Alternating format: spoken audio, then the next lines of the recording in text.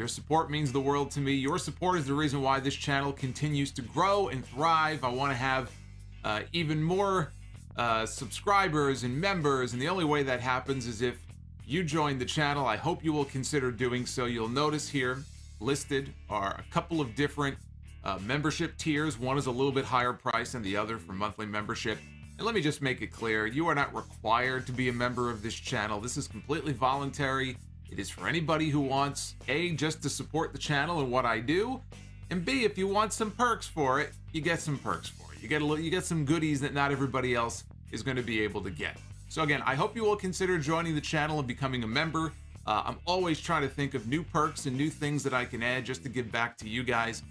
And again, my sincere thanks to everybody who supports the channel. If you choose to become a member, or even if you don't, if you're subscribed to the channel, if you've ever listened to any of my shows or watched any of my streams, I just want to say from the bottom of my heart, thank you, and I hope you will consider becoming a member.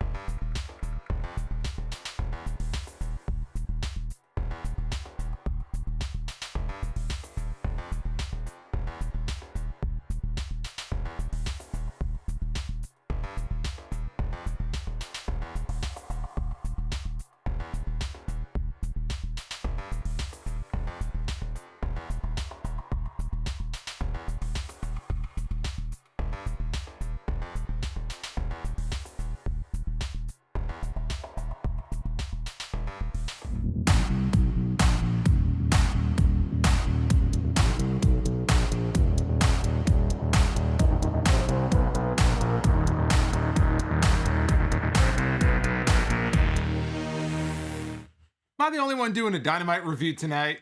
I hope not, but if I am, welcome to all the AEW fans. I am the Solomonster. This is your AEW Dynamite review for April 7, 2021. Busy night, and it is the final night of the Wednesday night skirmish between AEW Dynamite and NXT. This is the final head-to-head battle. This is it.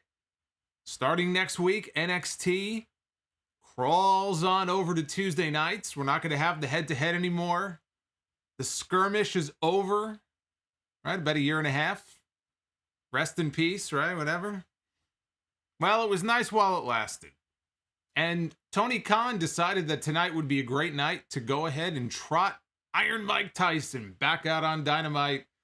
Just picking a random night. Hey, Mike, you're not doing anything tonight? No, actually, I'm not doing anything at all. Okay, why don't you come on down to Daly's place? We're just having a regular show tonight. There's nothing else going on.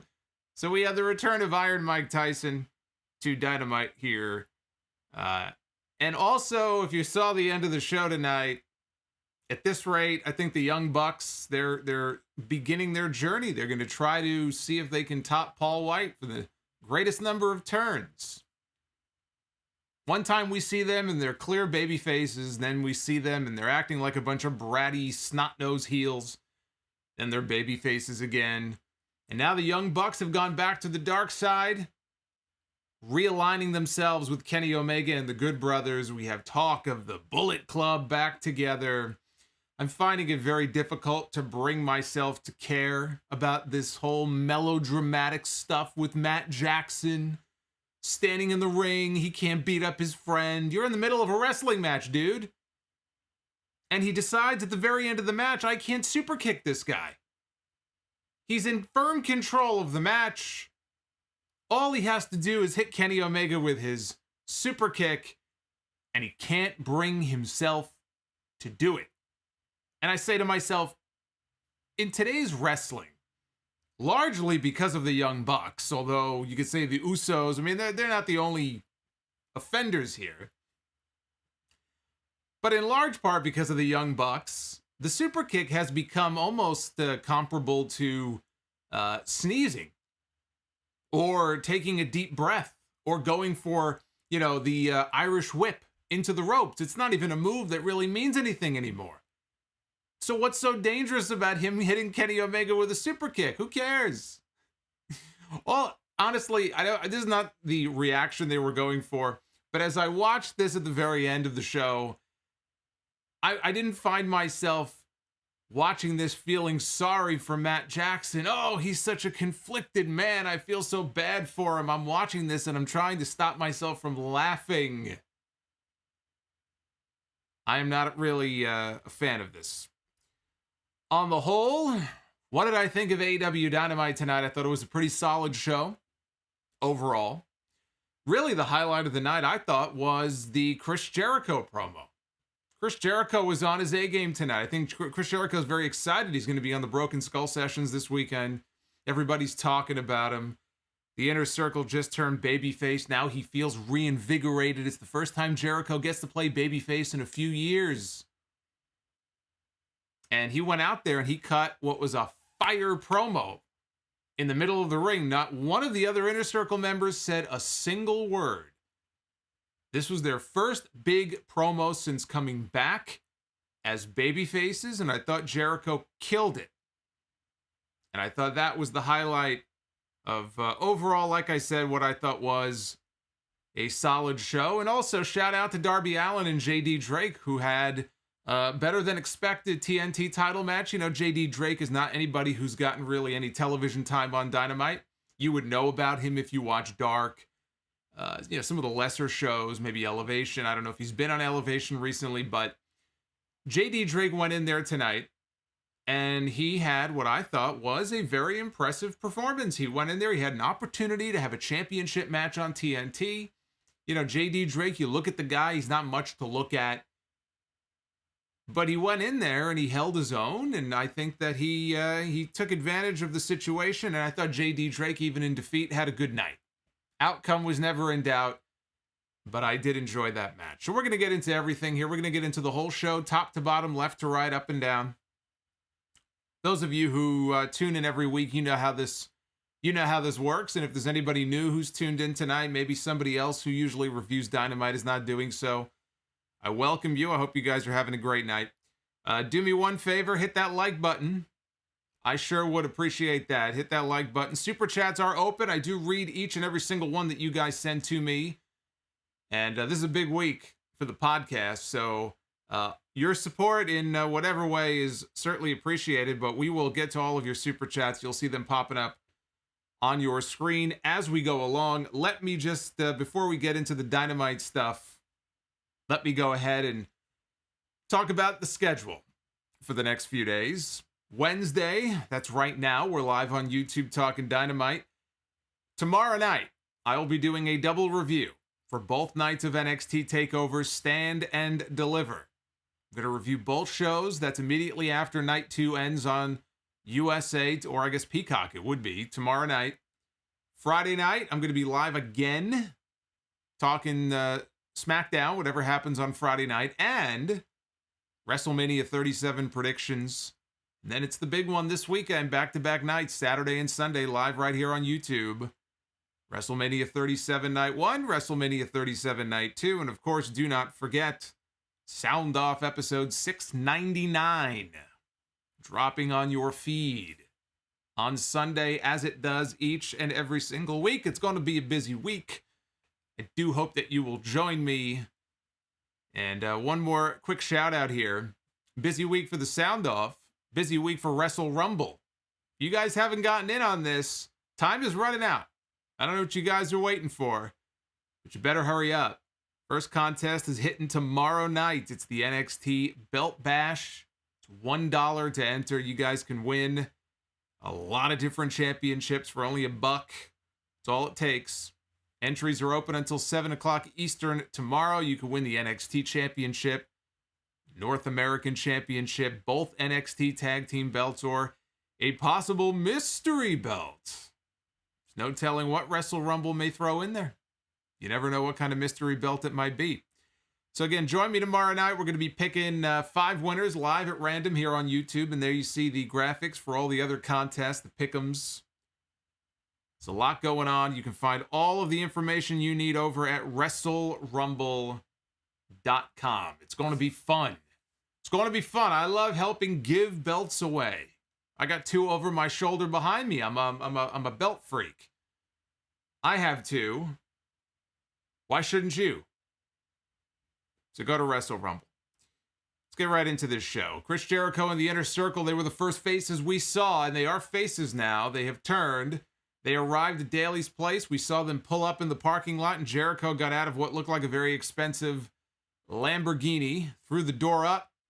And I love how he stepped out of the Lambo, and they walked into the building, and Jericho just left his car completely unattended. Door wide open. Boy, if that were me, first of all, that thing would never leave the garage. I certainly wouldn't leave the door open to my car. How much does that cost? Anyway, what kind of Lamborghini is it? I didn't look it up. I'm sure it's too rich for my blood. But we had Hangman Adam Page opening the show one-on-one against Max Caster of the Acclaimed, who had Anthony Bowens with him in his corner. Again, Bowens has been out with a knee injury. It's obviously not that serious. He was moving around pretty good tonight, but we've seen Max Caster with more singles matches in recent weeks. Tony Schiavone pointed out that today is National Beer Day, and I would like to tell you that I have some beer in this mug right now, but I would be lying, because I didn't realize that today was National Beer Day, and I don't have any beer here in the house. Otherwise, I would be drinking some right now in celebration of National Beer Day. And in celebration of Rodimus Prime, who just dropped $55 via Super Chat. Rodimus, I salute you, sir. If I had beer, hey, if I had 2 cans of beer right now, I'd be crushing them together. But Rodimus Prime, we're going to get to your Super Chat, and everybody else is here in a little bit. Thank you, brother. Appreciate it. First big bomb of the night. Love to see it. So anyway, National Beer Day. Good to see Hangman Page working on a holiday here in the opening match.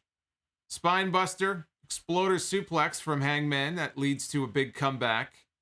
And they're out on the apron. Both men throwing forearms. Hangman drops Caster onto the ring apron. Back first. Knocks the wind right out of him.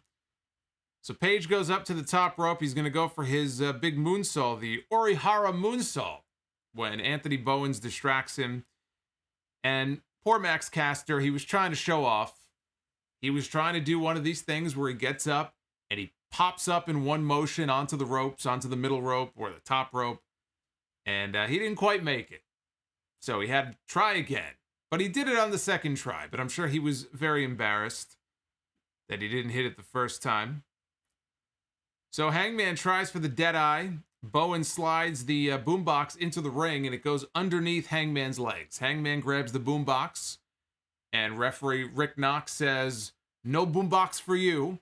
And he grabs it out of his hand. He goes to place it outside the ring. Bowens, meanwhile, slides his chain into the ring without Hangman, without the referee knowing about it. Slides the chain into the ring to Max Caster. Wraps the chain around his fist. Hits Hangman in the face with it. And gets a very close near fall. Caster goes up top. Misses a big move. Hangman sets up for the buckshot lariat. Anthony Bowens grabs his foot. Hangman says, "You're a pain in my ass." He kicks him away. Moonsaults him off the apron. Gets back up on the apron. And hits the buckshot lariat for the win. And then Hangman does what any good citizen would do on National Beer Day. He goes into the crowd and he grabs a cooler and he starts drinking. Because his job is over. And he goes and he goes ahead and celebrates the day. So I thought this was a fine opener. You know, Max Caster, from what I've seen of him, and again, he's had more singles matches in recent weeks. He looked good. Hangman looked good. Hangman is just kind of in this weird biding his time mode, really, is what he's doing right now, because he's not quite ready to challenge for the championship, but they don't quite know what else to do with him. So you put him on TV and you just let him rack up wins. I mean, that's really all you can do with him. I know Lance Archer is looking for an opponent. Perhaps that could be a program, although he seems to be more linked up with Sting. Oh, we'll talk about that a little bit later on. Tony Schiavone was in the ring to interview Death Triangle. Pac is back.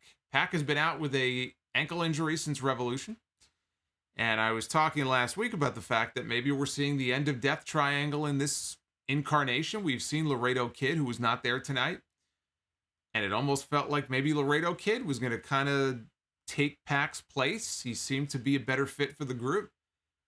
And then this week, Pac is back and there's no Laredo Kid. So much for that. But I like Death Triangle. I don't mind that. I just didn't know when Pac was going to be able to come back. So they're in the ring, and Tony Schiavone lets us know that Pac and Rey Fenix, they're going to get their tag team title match, which honestly I had forgotten about. So yes, they did win the right to challenge the Young Bucks for the tag team titles at Revolution. They won that right. They are getting their tag team title match next week on Dynamite. They're going to be doing that match. Before they could really say anything, they're interrupted by Best Friends. And of all people to do the talking for them, the first person to speak is Orange Cassidy. And Orange Cassidy begins talking. They throw it up to some footage up on the big screen that shows a year ago, over a year ago now, at Revolution, pre-pandemic. They show Pac and the other members of the Death Triangle in the ring with Orange Cassidy. I think it was one-on-one. I think it was Pac one-on-one against Orange Cassidy, I believe. And footage of them destroying him, laying him out. I mean, this is when Death Triangle was in full heel mode. They certainly came off like heels tonight, too. But, yeah, just to remind everybody that there's a little bit of history there between the two groups. They wanted just to refresh our memory. By the way, Chris Statlander was out there with Best Friends. She is now officially part of the group. Because, yeah, look, if you're an AEW and you're a singles player, you're pretty much an island unto yourself. It's almost like peer pressure. I feel like if you're not part of a group, like if you're not part of a faction, something is wrong with you. You have to find a group to latch on to. Everybody's got to be part of a group. You got plenty of choices in this company. You have no less than, 8 or 9 different factions? Trios? That you can join. You've got groups of 3 all the way up to groups of 6 or 7 people. Chris Statlander has linked up with Best Friends. Pac says he knows why they're here. They want a piece of the number 1 contenders. He says they're not worthy. Trent says that he just wanted them to know that the boys are back in town. And they brought an alien with them. They now have an alien as part of their group. I don't know what was the deal with Trent's mic at first. The audio, something was messed up. The audio on the show is very wonky every week in different segments. You would think that they would have this in check by now, but I don't know. They seem to have more audio issues than they should have. So there's a program, or at least a match, that they've set up. I guess I didn't see that one coming, but when you have 2 different trios groups, they kind of match up well. It's something for them to do. I am looking forward to that tag team title match next week. I think that match has some great potential. I see a lot of green names in the chat, which means we got a lot of members joining tonight. So shout out to all of my channel members. I salute you, all you fine folks. The Inner Circle arrive for our 2nd consecutive promo segment of the night. Chris Jericho comes out. He says, "We've got a lot to say," right after this commercial. So Chris Jericho's out there doing his best Howie Mandel on Deal or No Deal. Very weird way to segue to a commercial. But they come back, and Jericho, like I said at the beginning of the show, this was, to me, the highlight of the episode. Jericho goes all in on the Pinnacle. Now, this is the first babyface Inner Circle promo. So you have to make it memorable. You have to make it impactful. The last time we saw them, last week we saw them, they beat the shit out of MJF and everybody in his group. But prior to that, the last time that we saw the Inner Circle, they were getting their asses handed to them, right? Jericho was busted open. It was this big beatdown. We didn't see the Inner Circle for about 3 weeks. So this was their first time to really speak. They had to make it impactful. That's why they had Jericho do all the talking, because no matter what you think about Jericho these days, in his matches and everything, he can still talk. And of everybody in that group, he is the best on the microphone. He's certainly better than Jake Hager. So they gave Jericho the microphone. All the other guys did was just stand in the background and they observed. They observed a master at his craft. Jericho was on his game tonight. He said the Inner Circle had gotten a beatdown and a wake-up call by the Pinnacle, and they owed the fans an apology. Jericho said that MJF was his jerk-off friend. He said, look, I'm a smart guy. I'm not smart about everything. He was talking about chemistry and, I failed chemistry in school or whatever he said. He goes, the one thing I do know, though, is the psychology of pro wrestling. Said MJF was brought into the Inner Circle. They knew how dangerous he was. He said we knew at some point he was going to turn or try to turn on us, but they didn't plan on him being one step ahead. Jericho said that MJF is smart, but he's not smart enough to know how to properly apply a spray tan because he had more streaks than the toilet bowl that Jericho shoved his face into last week when he gave him that swirly in the bathroom. Said MJF wants to be better than Jericho. He goes, you're not ready for that. Don't worry about being better than Jericho. Worry about being better than Peter Avalon. Worry about being better than Michael Nakazawa. Just burying the shit out of these guys. Burying the shit out of these guys. He said MJF stole his scarf gimmick. He stole his scarf gimmick. He says, I was rocking the scarf gimmick 5 years ago. Why are you stealing my shit, man? That's lame. Said MJF is full of himself in this business. When you're full of yourself, they have a word for that. It's called being a mark. And he's going to change it. He goes, instead of being a mark, now it's you're a max. Said MJF is being a max for himself. And then he went one by one through all the members of the Pinnacle, starting with Tully Blanchard, who he called a third-rate member of the Four Horsemen. He put him somewhere in between, Ole Anderson and Paul Roma in the pecking order of the Four Horsemen, which is not true, by the way. He said FTR is one of the best tag teams in the world, but he has no idea what their names are. He can't tell them apart. He goes, are you Dax and Cash? Are you Axe and Smash? Are you, what was the other one he said?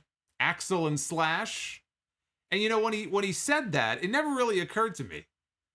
But hearing him say that and knowing, FTR is a very old school team and all that, I do wonder, because I've never heard, FTR address exactly how they came up with the names or where the names were derived from. I wonder if it has to do with Demolition. I wonder if it was a play off of Axe and Smash, because it fits perfectly. Right? Dax and Cash, Axe and Smash. I never thought about it that way, but now I'm wondering if it was really done as a tribute or if it's just a coincidence. Actually, if it was done as a tribute, that's very cool. Demolition's my favorite team of all time. Jericho said the only reason he knows Sean Spears is because he called Jericho when he got fired from the Fed 10 years ago. I guess that would have been after his ECW run, I guess, right? What was he in ECW? Gavin Spears, is that what he was? He says, joining MJF is about as smart as wearing a blonde mohawk in 2021. Yeah, I don't know what's going on with that. He said Wardlow had $1 million. Now, these are his words. He said Wardlow had $1 million brain and a 13-cent body. So, obviously, he fucked up the line. Let me tell you something. If Wardlow has a 13-cent body, then I must owe somebody money. So he got his lines crossed up there a little bit. Then he said Wardlow has to strip down naked just to count to 21. Just not a visual that I needed. Then he challenged the Pinnacle. Here it comes. I told you guys, if you watch this podcast, if you watch any of these streams the last 2 weeks, 3 weeks, this should not have come as a surprise because you heard me talk about this. He laid down the gauntlet. He said, we've been waiting since March 25th of 2020. Newark, New Jersey is where they were originally going to do this match. It was going to be the Inner Circle against the Elite in a blood and guts match on Dynamite. He goes, May 5th, blood and guts. The Inner Circle against the Pinnacle on Dynamite, live on TNT. He said they're going to kick the shit out of them. And then at the very end, I don't know what the hell was going on here. TNT was going nuts with these they're censoring words. I couldn't even understand what the guy was fucking saying. They were pushing the button and they would mute him and then he was unmuted. And just let the guy speak. Unless he's dropping F-bombs. I mean, they say every other curse word on this show. I mean, what's the difference? So I don't know what he said at the very end there, but it is official. Inner Circle against the Pinnacle, Blood and Guts, May 5th. Cinco de Mayo. It is a Cinco de Mayo Blood and Guts match. Blood and Guts, for those who don't know, was meant to be their version of War Games. So unless the rules have changed, they're going to fit 2 rings in Daly's place, and they're going to have their version of War Games between these 2 factions. And I had the same question that I know a lot of you probably are asking. Well, why are they doing this on Dynamite? You're so close to Double or Nothing. Why not just wait for Double or Nothing? It doesn't matter. It doesn't matter. The original Blood and Guts was going to be a Dynamite main event. That was not planned for a pay-per-view. They wanted that match on TNT. So they probably want this as a television main event. They're not doing this as a pay-per-view main event. And it doesn't matter anyway because Double or Nothing is not going to be in Vegas. Double or Nothing is going to be exactly where Dynamite's going to be. Daly's place in Jacksonville. These companies are not going anywhere so fast. WrestleMania this weekend is going to be at Raymond James Stadium. They're going to have 25,000 plus people in the building on both nights. You better enjoy it if you're tuning in, because that's the last time you're going to see fans in a WWE event, not counting NXT, for the foreseeable future. Because they're planning events in the Thunderdome with no fans at least until July. And I assume AEW is no different. So I feel the way a lot of you feel, and that I wish they could just wait a little while, and then when they're back on the road or they go back to Newark, you can give them the main event that they had originally promised them. Do it in front of like a rabid crowd of 5,000 or 10,000 people. The reality is it's just going to be too long. How much longer are they expected to wait? It's been 14 months. By the time they get to this match at the beginning of May, it's going to be almost the full 14 months since they originally announced Blood and Guts. Now, if they're not planning on being on the road in front of actual crowds until August or September or October, and who knows, that could get pushed back too, then what the fuck are you waiting for? Just do it. You've got these 2 factions. I do think that now if they go to Double or Nothing, if they wanted to do another Stadium Stampede, that would be a bit much. It would be overkill. So if you're going to do Blood and Guts on May 5th, at the end of May, it doesn't really make a whole lot of sense to do another Stadium Stampede unless it's 2 totally different teams, which it might be. After what we saw tonight at the end of the show, it could be the Elite or Bullet Club or whatever the hell they're going to call them now against John Moxley, Eddie Kingston, maybe a few other people. Darby, Sting, maybe. They could do Stadium Stampede with a whole bunch of different people and not these 2 groups. But we're finally going to get our Blood and Guts match. Those of you who have been waiting for it, you won't have to wait much longer. Wait about another month, and you'll finally get your match. Aunt Peggy McDonald in the chat says he was on Elevation this week. Who are you talking about, Peggy? Clue me in. What did I miss? Hey, Luke, what's going on, Luke? Luke in the chat says, hey, Solomonster, what's going on, man? I'm having a great night because you guys are joining me here. We're talking Dynamite. Those of you who were wondering, did I watch Takeover? I did not. I'm going to watch it tomorrow, night one. And I'm going to combine my two reviews tomorrow night. So I hope you'll come on back. Same time. 10 p.m. or 10:15. Tomorrow night, we'll talk NXT Takeover, both nights. Gonna check the Twitter poll result in a little bit as well. See what you guys who did watch thought about night one of Takeover. Dasha was backstage with Christian Cage. Outwork everyone except me. He ain't outworking me this week.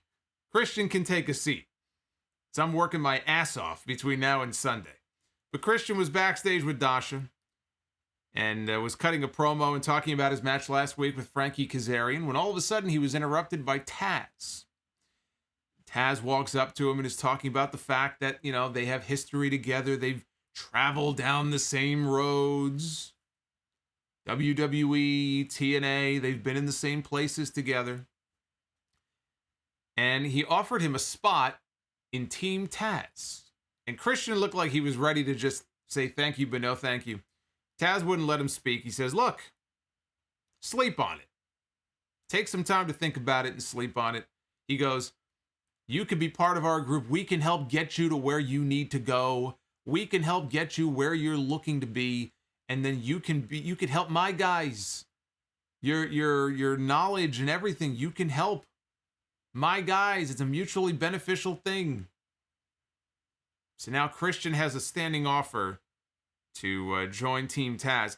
I sense a match coming with Christian Cage and Ricky Starks.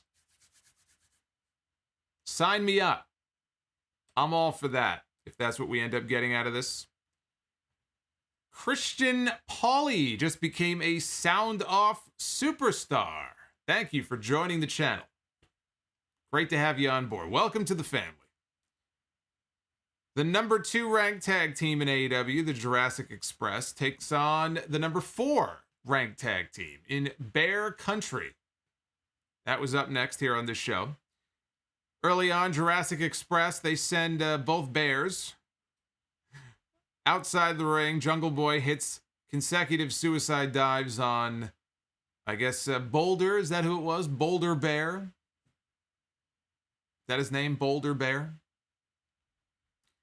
Bear Country then, on the third attempt, catches him. Luchasaurus, though, hits a step-up dive of his own. It's dives galore here on Dynamite. Bear Boulder is tossing around Jungle Boy, picks him up for a powerbomb, and then something very weird happened, clearly a botch. Luchasaurus went for a crossbody. I guess he was trying to break it up. I don't know if the idea was that the bear was going to catch him as well and show off his strength by holding both men at the same time, or I don't know what they were going for here, but something got fucked up and botched here on this spot, and the announcers just played it off like Boulder, his strength is what kept him from falling over, because he was still standing there with Jungle Boy. And so whatever they were planning on doing, he just went ahead and powerbombed Jungle Boy. So eventually Jungle Boy gets the hot tag from Luchasaurus, who hits a spine buster on Boulder, makes the cover. Bronson Bear, it's just ridiculous.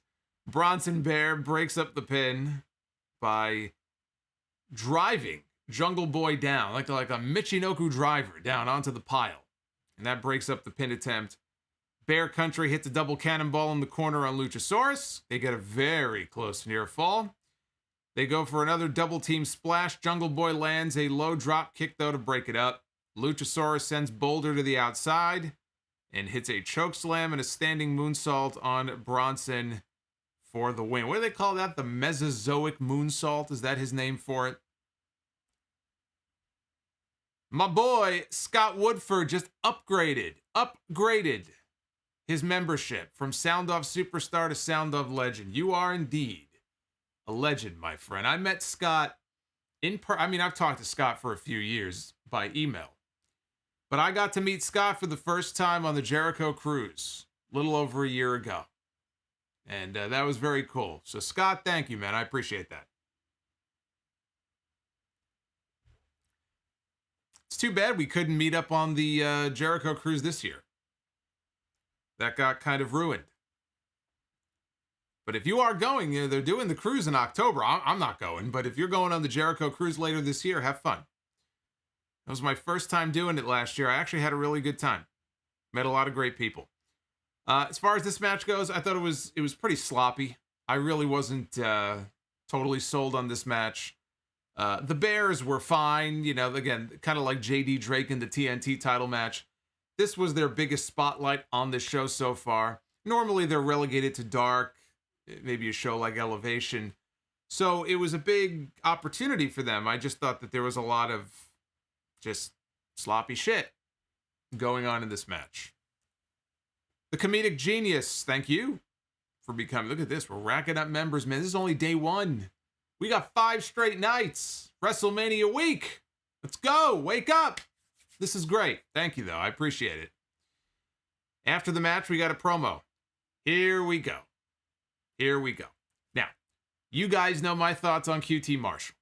I don't really see anything overly exciting when I see QT Marshall on my television. He's a guy, but there's nothing about him, from a charisma or a personality standpoint, he's lacking.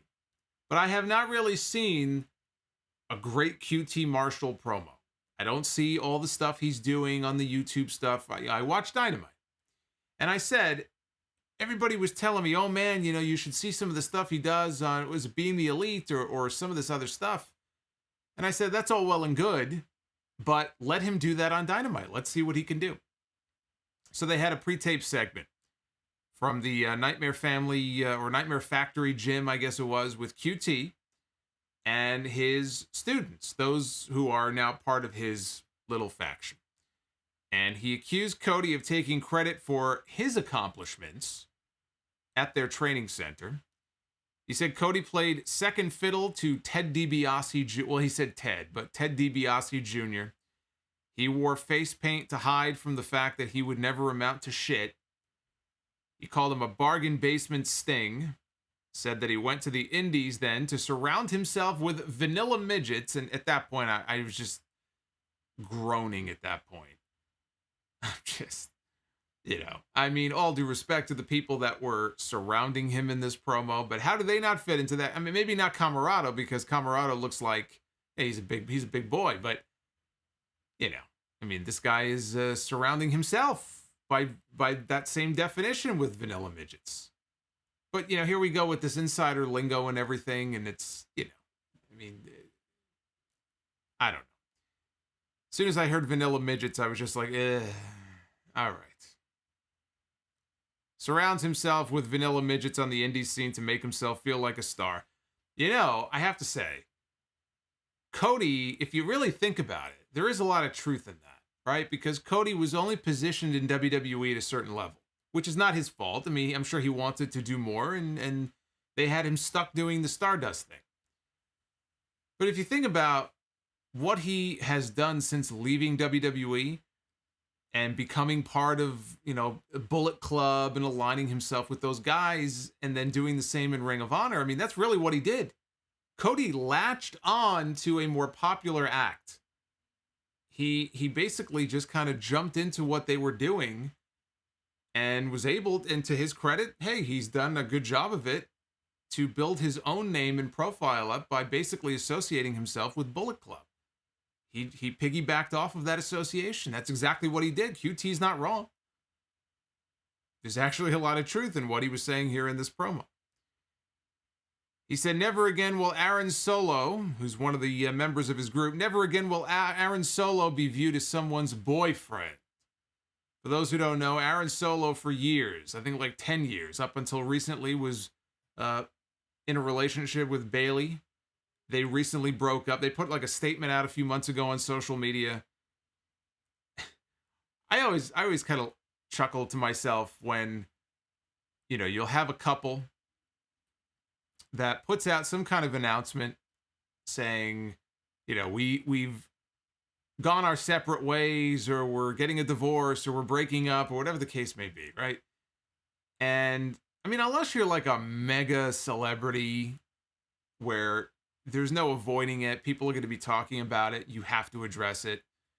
But then you have, couples, they're in the public eye, but they're not like major celebrities or anything like that. But they put a statement out saying, hey, we want everybody to know that we're breaking up or that we're no longer together, but please give us our privacy. We really don't want to talk about it. It's like, why put a statement out? I don't know. Just seems kind of counterproductive to me. If you don't want people talking about it and asking you questions, then why even bring it up? Just kind of let it be. They had kind of a quiet relationship for a long time, but they did put a statement out a while back. They are no longer together. So that's what that reference was for. He said Nick Comoroto would not be viewed any longer as just a body guy. And then we got to hear for the very first time from the boxer guy from the UK, Anthony Ogogo, who talked about what a huge mainstream star he is in the UK. I will put that question to those of our UK, if we have anybody right now who is from the UK in the live chat. I know it's kind of late right now in the UK, so they may be sleeping. How big of a star is Anthony Ogogo? I know he has a name over there, but I mean, how big of a mainstream star is Anthony Ogogo in the UK? Like, how big of a boxer is he relative to someone like a Tyson Fury, who I know is very big over there? Clue me in. I would like to know. So QT says that this is his fucking factory, and at that point, Comoroto has a bucket of blue paint that he tosses onto the wall. There's a Nightmare Factory logo, or maybe it was a Nightmare Family logo, and he drenches it in blue paint, and that was the segment. I thought that QT delivered his lines well. That's the best compliment I can pay this, because this whole thing just sounded very scripted. You know, one of the things about AEW, when you're in the ring on television, a lot of their promos, they don't feel that way. In WWE, they all feel that way. But this was a pre-taped thing. It felt like he was just, reading a bunch of lines.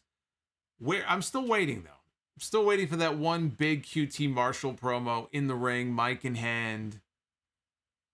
I didn't get that here. He did fine with the material they gave him, but that wasn't the promo I was looking for. Then we had, speaking of promos, Tony Schiavone was on stage for his weekly attempt to interview Sting. Now, I was cracking jokes about this a few weeks ago, and now they're self-aware because they're cracking jokes on their own television show about the fact that every time Tony Schiavone is out there with Sting, he can't get a word out before he gets interrupted. And when they went to commercial and I knew this was coming up next, I said, oh boy, here we get to see Sting get interrupted again. And sure as shit, out comes Sting.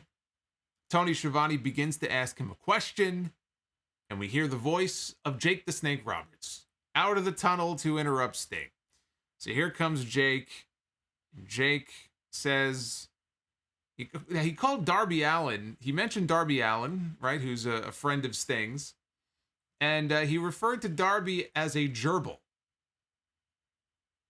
Said that Darby Allin looks like a gerbil.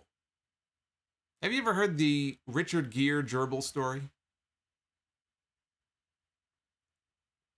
If not, which is, I think, just urban legend. But if you've never heard of the story, good. Keep it that way. Be lucky and grateful that you do not. It's the first thing I thought of when he said gerbil. I thought of Richard Gere and the gerbil story. Putting a gerbil... whatever. Anyway. So then he said the definition of insanity is doing the same thing over and over and over again, which Jake did his entire fucking career. So if anybody is legitimately insane, it's Jake Roberts, although it is nice to see him doing better now. But Jake made a career out of doing the same shit over and over and over and over again. Knowing it was bad, he would do it anyway. So actually, he's the perfect person to go around and talk about this, because if anybody knows, it's Jake the Snake Roberts. Lance Archer comes out. He interrupts Jake. We go from Jake interrupting Sting to Archer interrupting Jake. It's like a chain. We just keep going. Send somebody new out every 3 minutes just to interrupt the guy before them. Lance Archer comes out. And he says he's tired of getting moved to the top, and then all of a sudden he disappears from TV. And then he gets a bunch of main events, and then he disappears from TV. It's the classic start and stop push, and he's sick and tired of it. He tells Sting, this is not your time, this is my time. I should be the one out here being interviewed by Tony Schiavone. Sting grabs the microphone out of his hand. He says, I actually agree with you. I agree with everything that you're saying. And he tells Jake, hey, you might want to, tell your guy, show your guy how to do it, how to take it. If he wants it so badly, he has to go out and take it. But I agree. You should be in main events. You should be challenging for championships. I don't disagree with any of it. And he's really putting over Lance Archer, which is a good way to use your legends. Instead of having Sting come out here and bury the guy, you have Sting saying, you know what? You're right. You are the shit. You should be in main events. You are the man. So I like that. I like the fact that Sting was putting the guy over. Sting still has a lot of credibility, I think, in the eyes of the fans. And then Sting said basically the same thing again to Jake. Show your man how to go out and take it. And he slammed the mic down and he walked off.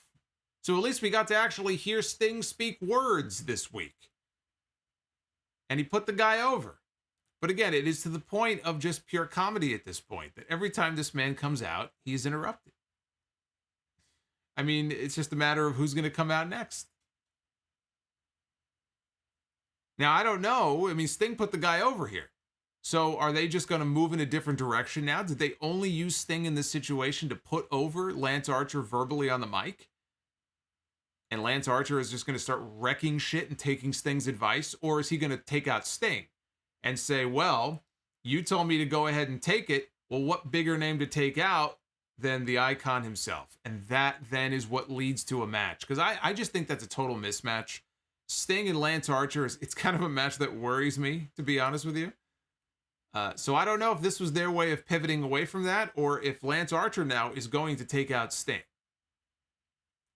I guess we'll have to wait and find out.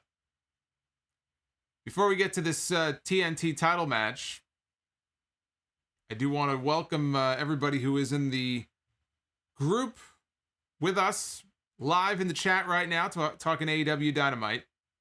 I know we have a lot of people who are tuned into NXT tonight. So some people were watching that and not watching Dynamite. I want to let you guys know about one very cool thing. I am very excited about this, and I hope you will support. This is a big week for the podcast, for WrestleMania, everything that's going on. You can enter a WrestleMania prediction challenge with $50,000 up for grabs from DraftKings this WrestleMania weekend. All you have to do is download the DraftKings app and sign up with the code Solomonster to enter. The contest is free. It's actually one of their free pools that they have. So at some point you may be prompted for a code. If and when you are, that's the code right there that you want to put in. Solomonster. Although I will caution you, I checked before to see if it was showing up in the DraftKings app. They had a contest like that for NXT TakeOver. But I didn't see the WrestleMania one listed. So if you install the app, if you go in there and you go in the free pools section, if you don't see either night, either contest for WrestleMania, just give it a day. They may not have it up yet. But again, when you do, use the code Solomonster. You'll be helping the podcast out a lot. And it's free to enter. You can win free stuff. You can win money. Shit. Sign me up. So I'm very excited about that. Darby Allin. He defended the TNT Championship against J.D. Drake.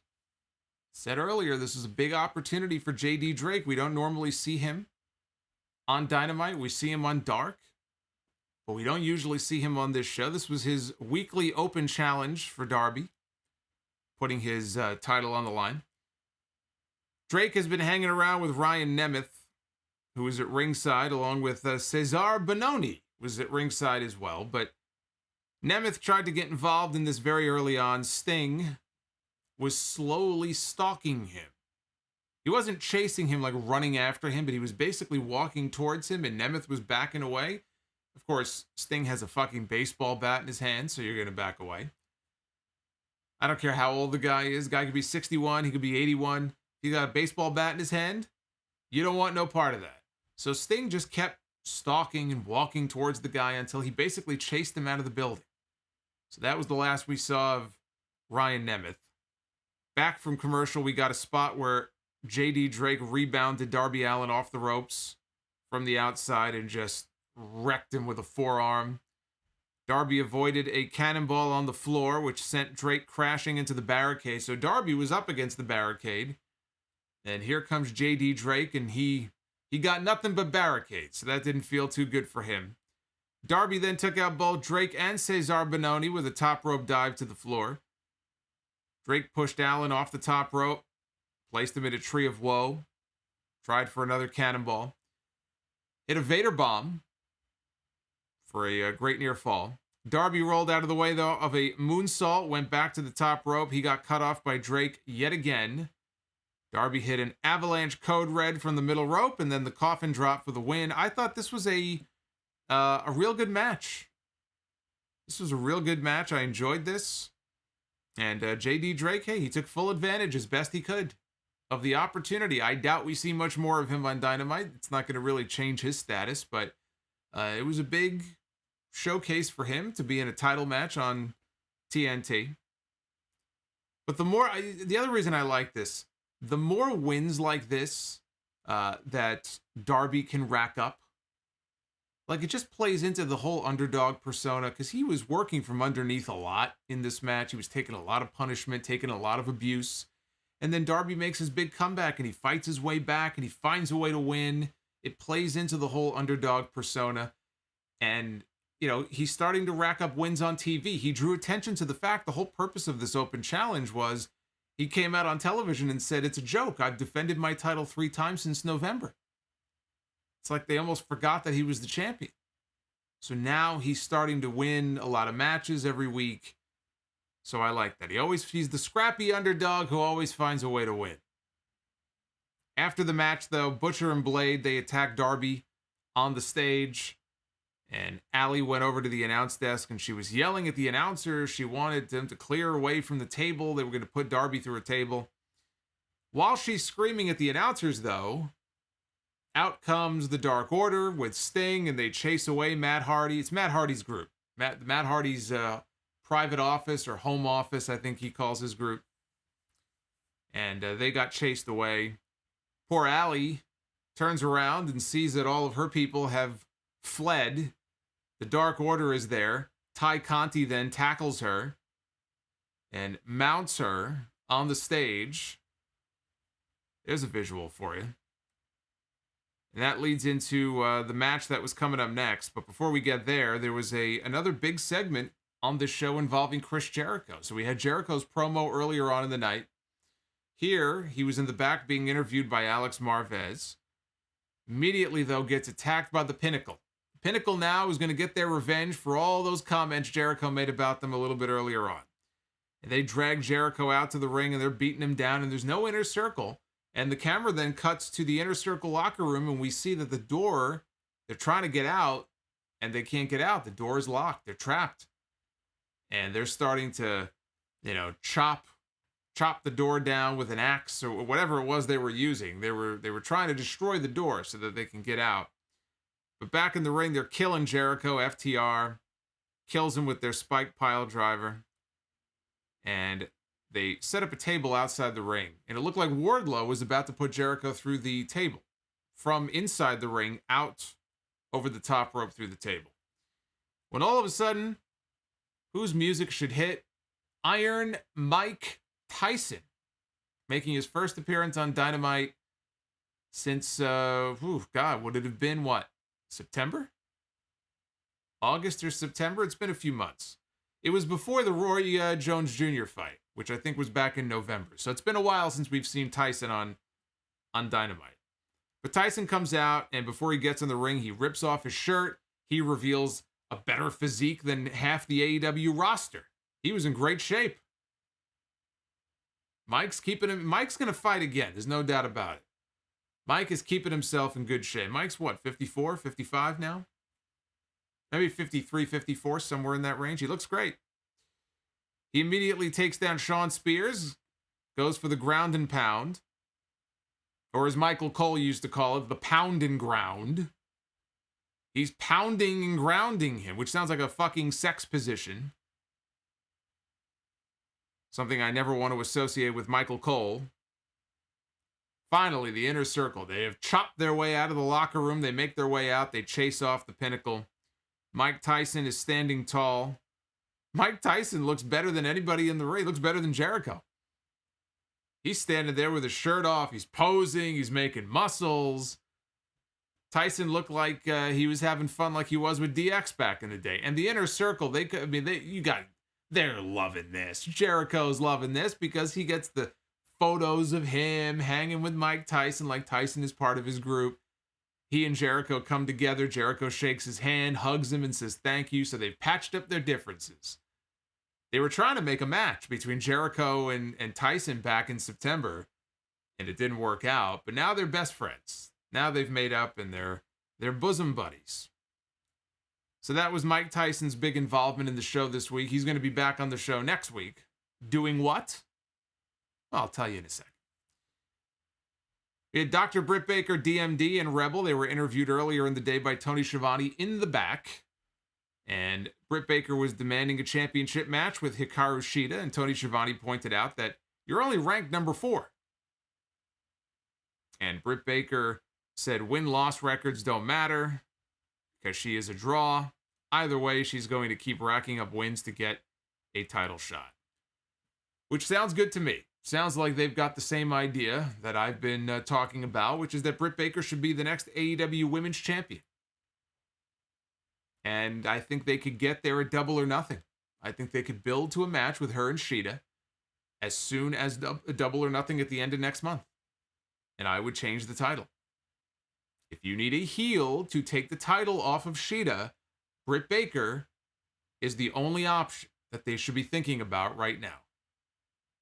Then you can build up any babyface you want. You can have Britt Baker have it for 6 months and drop it to Thunder Rosa and kind of bring it back to the two of them if you want. But Britt Baker should be the next AEW Women's Champion. We had Tay Conti with the Dark Order in her corner against the Bunny with Matt Hardy's family office. That's what it is. Matt Hardy's family office in her corner. Bunny gave Tay Conti a suplex on the floor and then sent her into the barricade before cutting to commercial, which they always do during the women's matches. I mean, a lot of the men's matches have it as well, but if there's a women's match in the ring, especially with these ladies, I guarantee you, there will always be a picture-in-picture. Always. During their matches. Hikaru Shida was out there at ringside. I guess she was scouting, Tay Conti was making her comeback when they came back from commercial. She's hitting a bunch of judo throws. She missed the knee in the corner. Ran into a kick by the Bunny. Conti now laying in a bunch of forearms, and Matt Hardy tried to distract her. So she was able to avoid the Bunny trying to catch her and grab the advantage. She hit the Thai KO. Did not win with it, though. That surprised me. I thought that was going to be the end, but Bunny kicked out.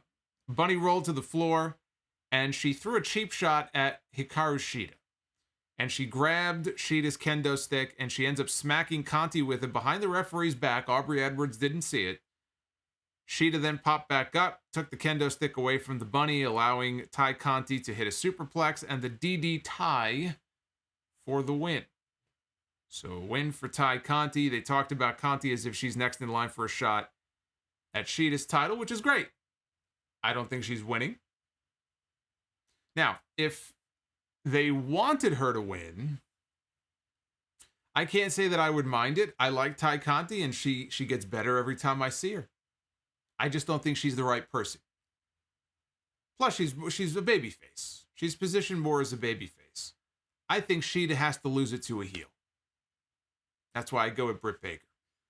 But before they get to the Britt Baker match, they could do Shida and Conti. I assume Conti is ranked higher right now. I mean, I don't have the rankings in front of me, but she must be ranked higher than Britt Baker is. So, look, you've got another... Really, it's just shy of 2 months before Double or Nothing. Shayna could defend that title once or twice between now and then. Before you get to the Britt Baker match, absolutely. Chadwick in the chat says, Tay Conti's time will come. Indeed. I agree. -1, by the way. He's a lucky little guy. He's in the ring. He comes out with Tay Conti and is hugging her. He goes to the back. When the match is over, he comes back. She hugs him again and picks him up. What a great job. This kid's got a contract. He's on television. He gets to hang out with Tay Conti. That put a smile on anyone's face. This -1 is a lucky guy. Main event was a trios match with Jon Moxley. Boy, they love their trios matches, don't they? They just try to shove as many people on these shows as they possibly can. They're showing these match graphics one after the, and every match graphic has like 3, 4, 5, 6 different people. They try to squeeze as many people as they can on these. Even JD Drake, one-on-one TNT title match, and he's got Nemeth out there with him and Benoni. Every fucking match, every segment has multiple people. Can't we get some one-on-ones where there's nobody else out there? Even the opening match.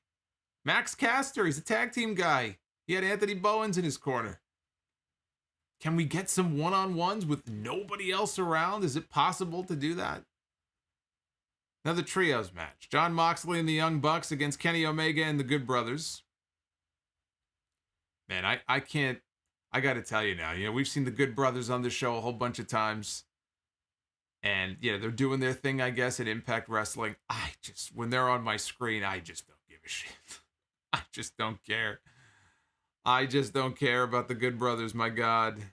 Oh, my God. They're quickly approaching QT Marshall territory for me, if they're not already there. So we had Matt Jackson and Kenny Omega facing off to start the match out. And instead, Matt decided to tag out to his brother, Nick. So Omega took Nick down with a shoulder tackle. Nick came back with a Hurricane Rana, so Kenny Omega tagged in Carl Anderson. Nick Jackson took care of Anderson and Omega before Moxley helped. They had all the heels on the floor and all the baby faces banded together for a triple dive out to the floor. Big dive. Takes us right into... They dove right into the commercial break. I think there was a commercial, right? There's usually a commercial in the main event. I think that's where the commercial was. At least that's where I made a note that it was. But let's skip ahead to the real events that took place here in this match. We have Matt Jackson in the ring with Kenny Omega, the man that he did not want to fight. The story here is that these guys are best friends. And Matt Jackson, he doesn't want to fight his friend. He can't bring himself to do it. Even though he didn't do the too sweet with his friend a few weeks ago, too sweet me, he wouldn't do it.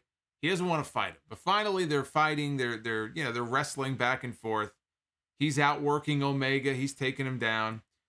Finally though, it comes time to go for a super kick.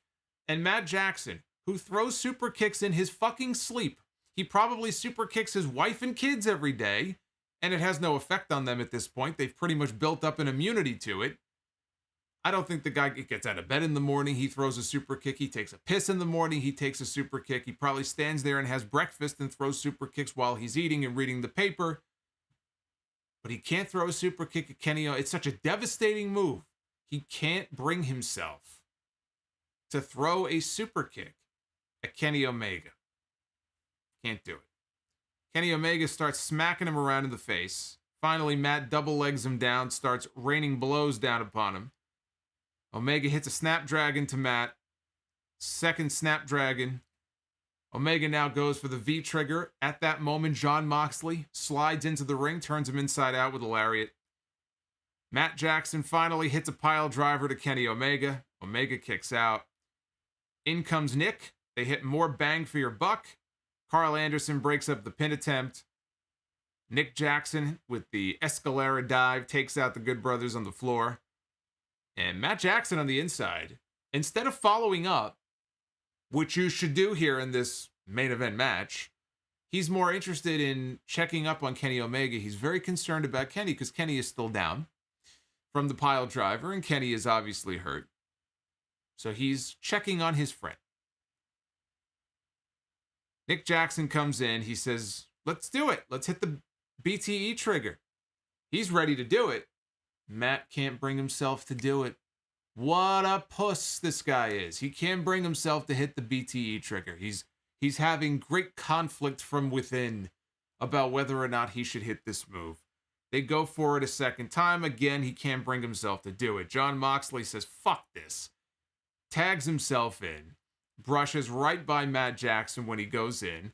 He grabs Omega, hits the paradigm shift, picks him up. It's a second paradigm shift. Follows that with a rear naked choke. Moxley goes for a third paradigm shift when all of a sudden the Bucks hit stereo drop kicks. Or not drop kicks, super kicks. Stereo super kicks to their partner, Jon Moxley. Eddie Kingston limps out.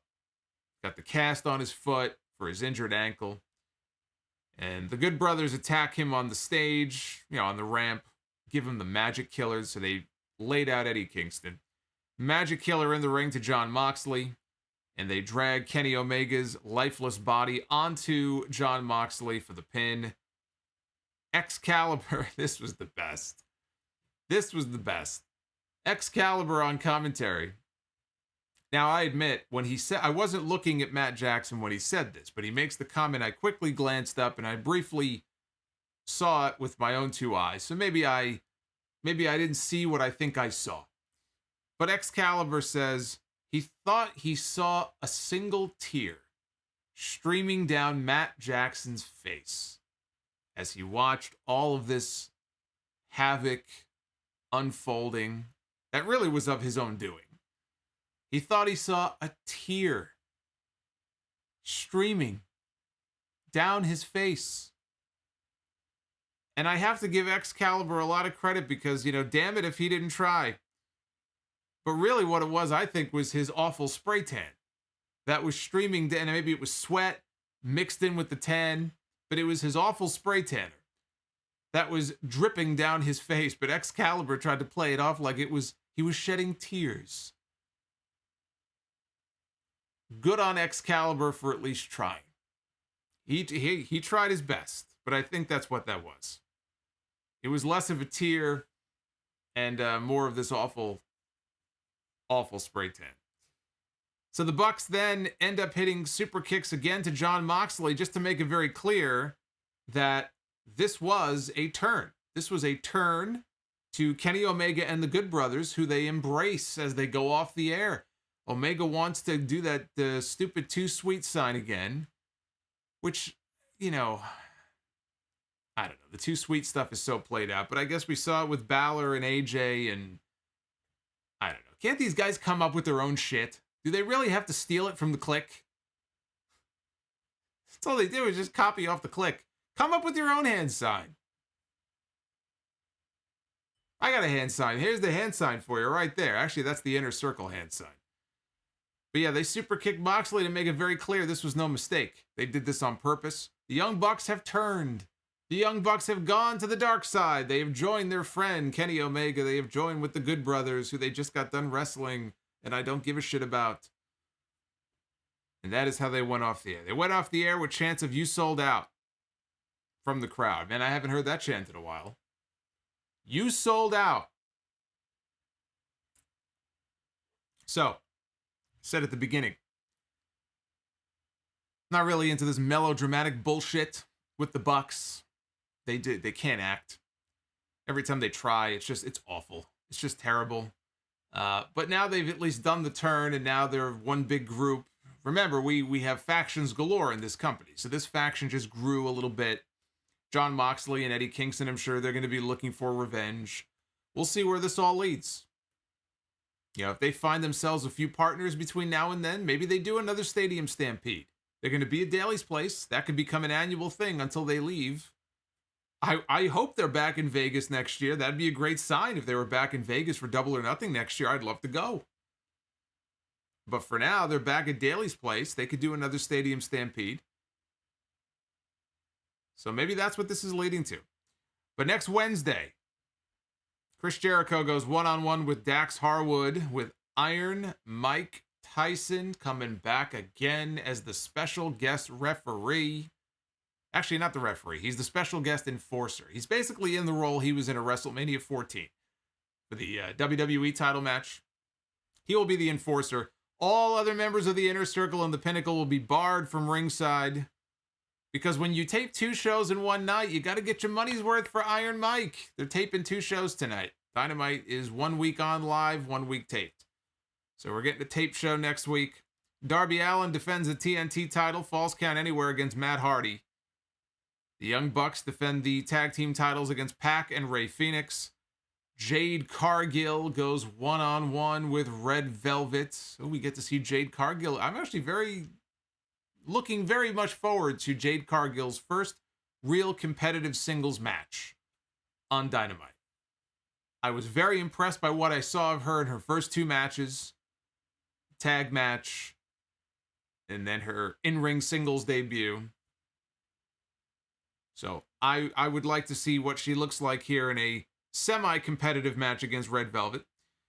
And QT Marshall's guy, Anthony Ogogo, will make his in-ring debut on Dynamite next week. So that is the rundown for the show coming up next Wednesday. Fox McCloud in the chat says, Matt Jackson's acting is as good as anything my girlfriend watches on Hallmark. Well, if you want to set it at that level, I'll put it at that level. Hallmark, some C-level movies I will occasionally stumble across on Cinemax, or one of those, Showtime 2, or one of those movie channels. Sure. I would put it on that level. So that is the lineup for next week. Let us take a look. This is interesting because Dynamite was up against a takeover tonight. This was not just a regular episode of NXT. And takeovers are always blow-away shows. So let's see what the poll results say. Oh, very interesting. Look at this.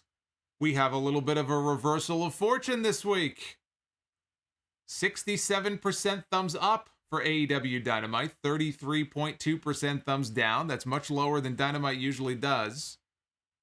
Over on the NXT side, TakeOver, Night 1, 85% thumbs up, 15% thumbs down. Usually, we see the inverse of this. You'll usually see 85 up for Dynamite, 65 up for NXT. So it looks like another takeover show has once again delivered. So I'm very much looking forward to watching Night 1 tomorrow. I will have to watch Night 1 since I plan on reviewing both shows tomorrow night here on the stream. That's the first time, very long time, if ever, that we've actually had NXT so far ahead of AEW. Which makes total sense, though, because TakeOver, that card on paper looked excellent. And Dynamite tonight turned out to be a solid show, but I'm sure it couldn't hold a candle to what they did on TakeOver tonight.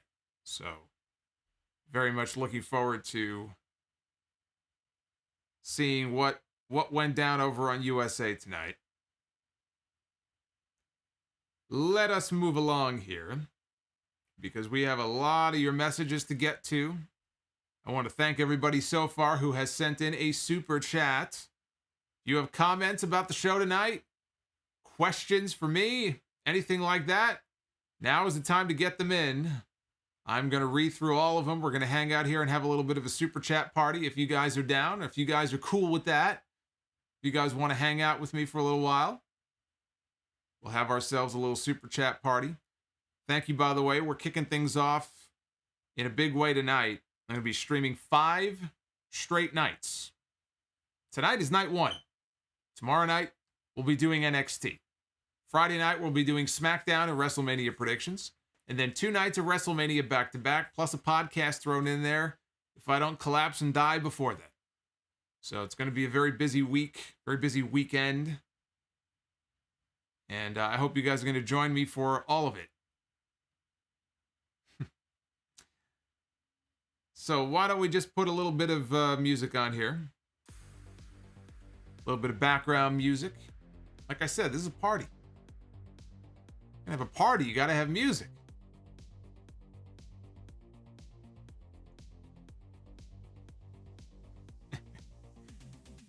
Super chat party, that's right.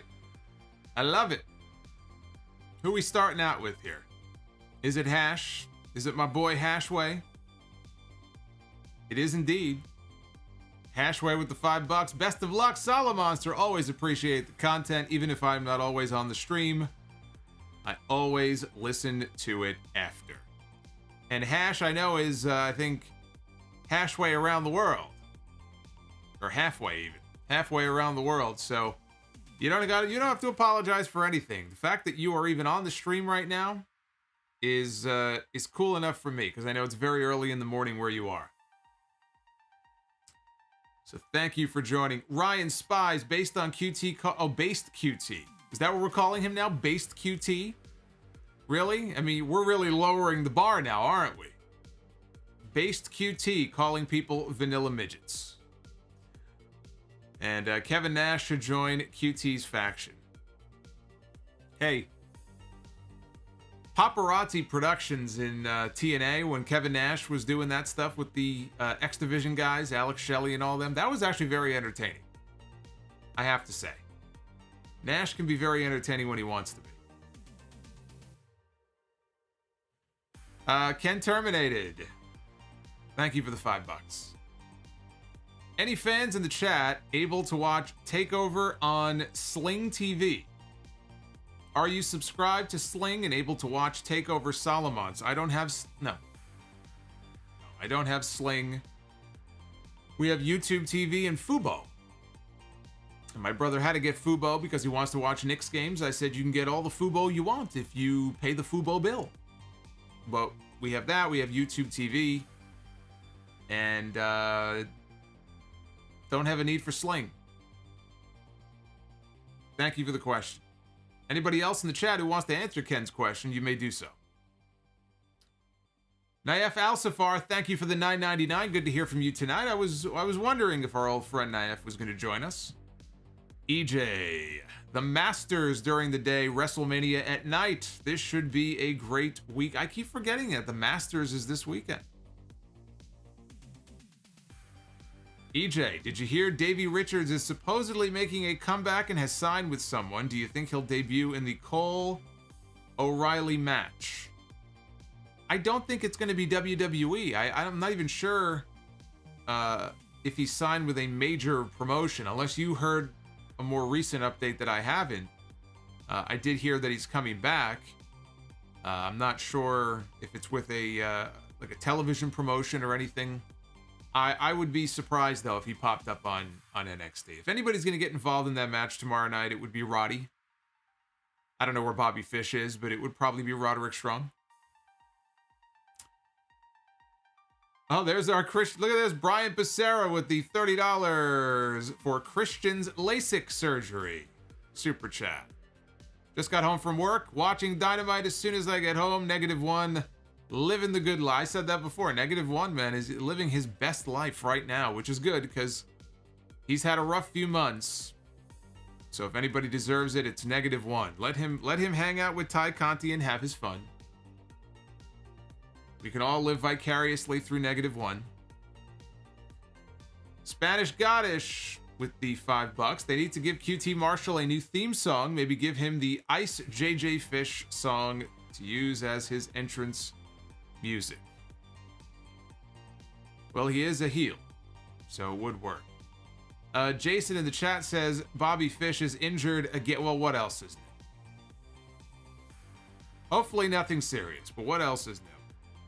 I think that Bobby Fish has probably spent more time on the injury reserve in his time in NXT than he has actually active on the roster.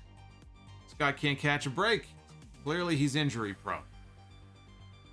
Oz and Glorious, love this episode. The story heaviness of it all gave me old school good WCW peak NWO vibes.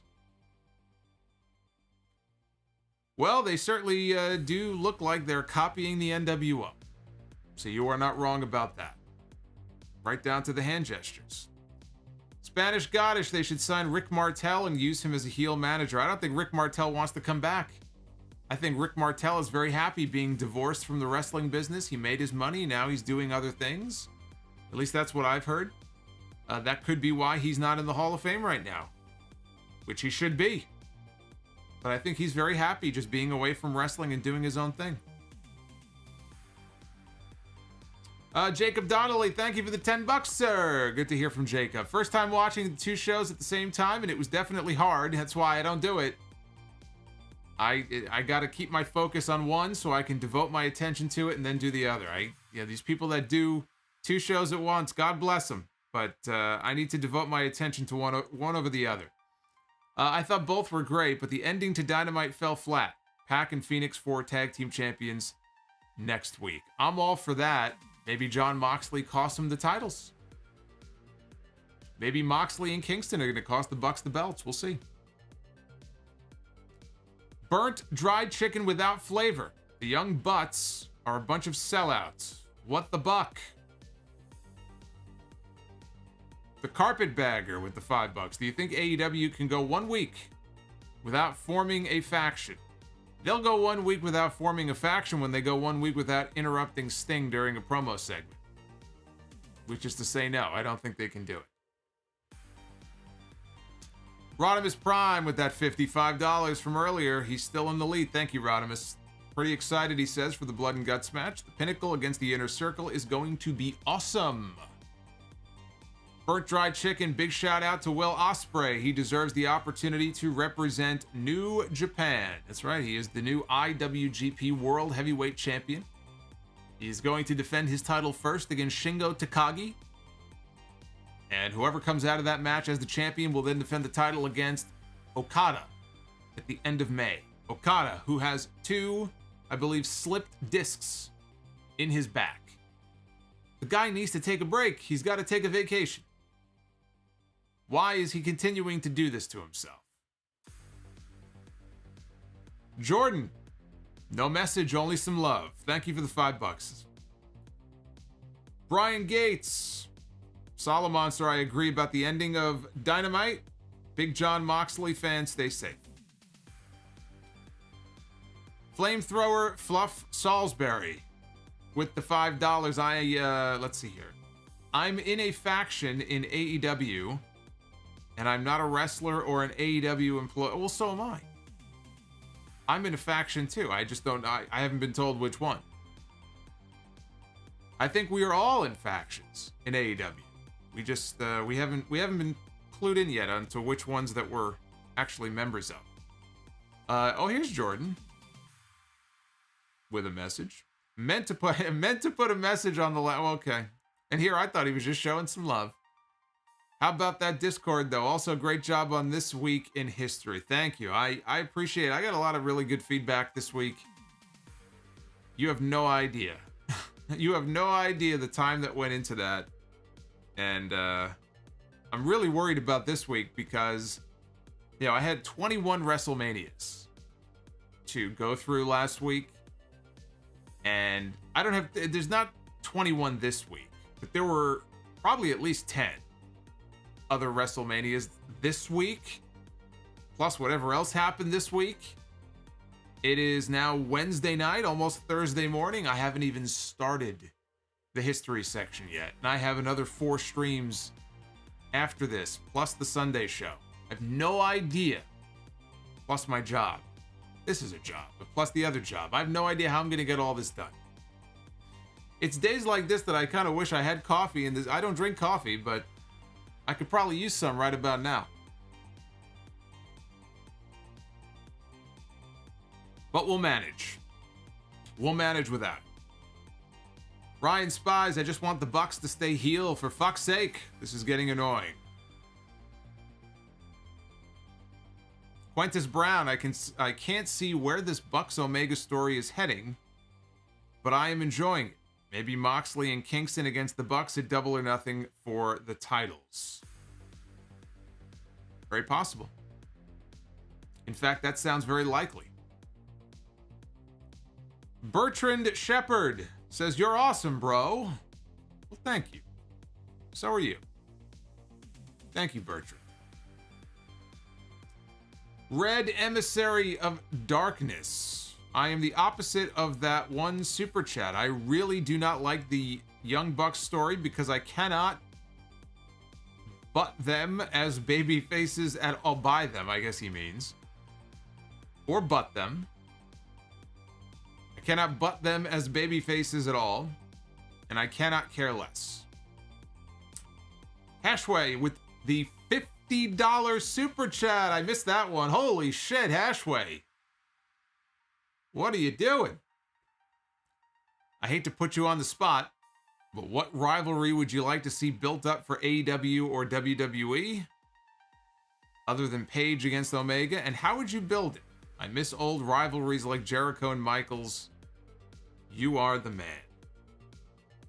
Well, that is putting me on the spot. I mean, to really map out a good feud. See, in AEW, it's harder. I'm trying to think in WWE.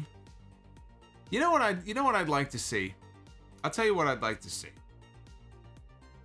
Samoa Joe has really had some tough luck in his WWE run so far. He's dealt with a lot of injuries. He's been doing the commentary thing for a year, and that's all well and good. And it's given him a chance to heal up. And, you know, when you're dealing with concussion issues, it's serious, and you got to take it seriously. But Samoa Joe deserves a proper ending to his run in WWE. I'm not saying his run is over, but it feels like, I don't know, how much more time does he really have left in the ring?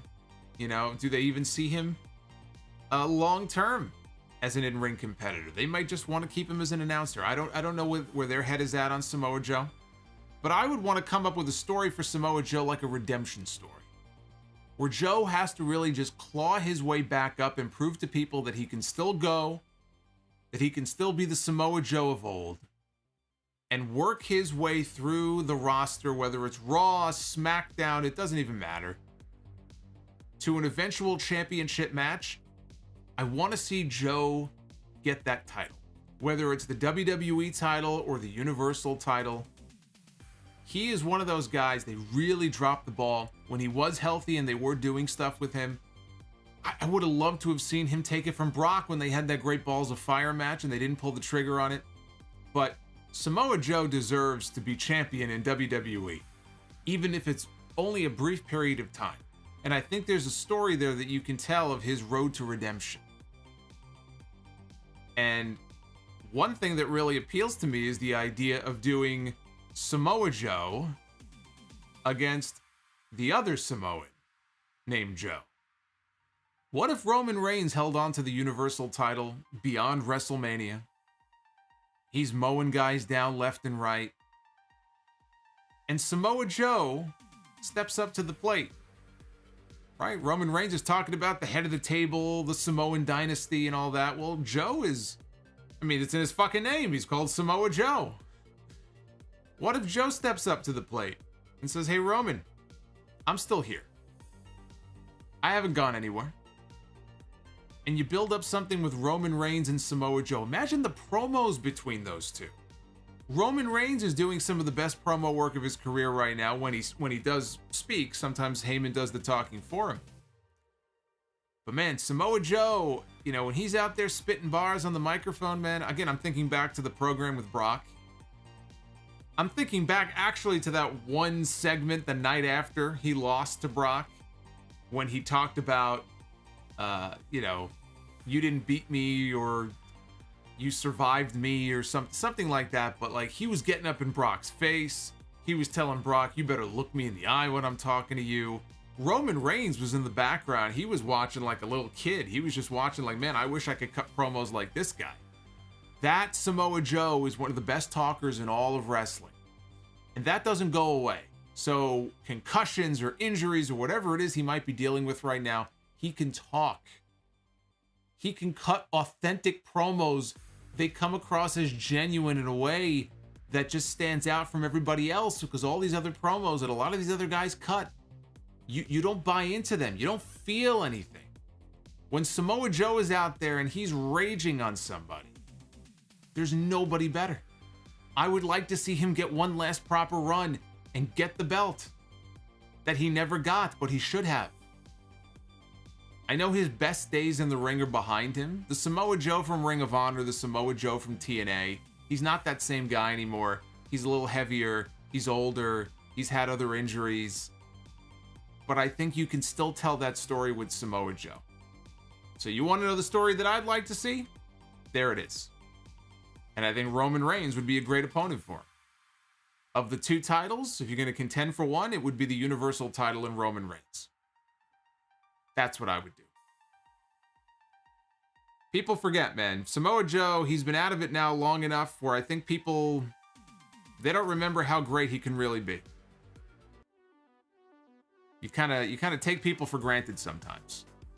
Joe deserves a proper exclamation point on his WWE run.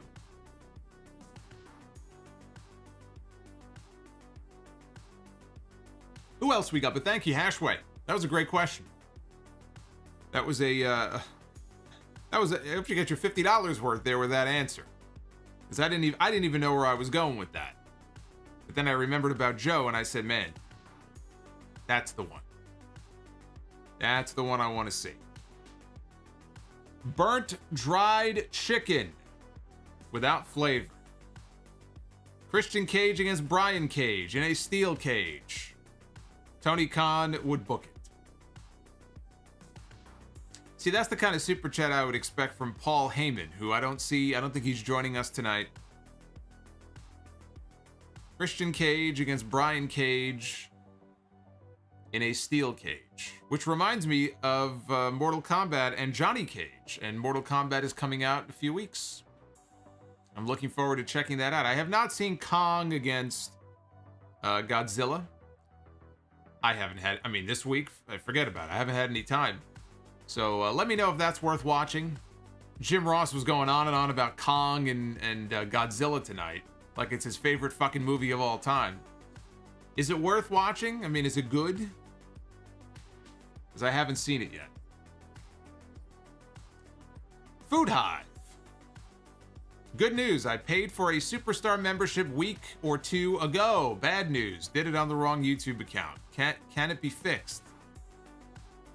I don't see why not. If you just cancel and then do it under the right account, then it should be fine. If I'm understanding you correctly. But yes, it should be doable. It shouldn't be that big of a deal. Oz Inglorious. Tay Conti is a smoke show. P.S. www. We're with the wipers. We're with the wipers. Thank you, Oz.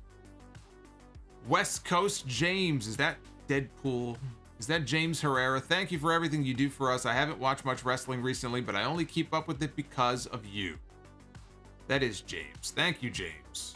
James is a loyal listener of the Sound Off every single week. Dropping another $5. Thank you, James. The Comedic Genius with the $1.99 super chat. Thank you, sir. Alex Jimenez with the 10 spot. NXT was my show tonight. What if the second AEW show was called Factions with a Factions Championship? You're awesome, Jason. I don't like that idea, but I am totally... If they want to introduce trios titles, which I think is inevitable, I have no issue with that.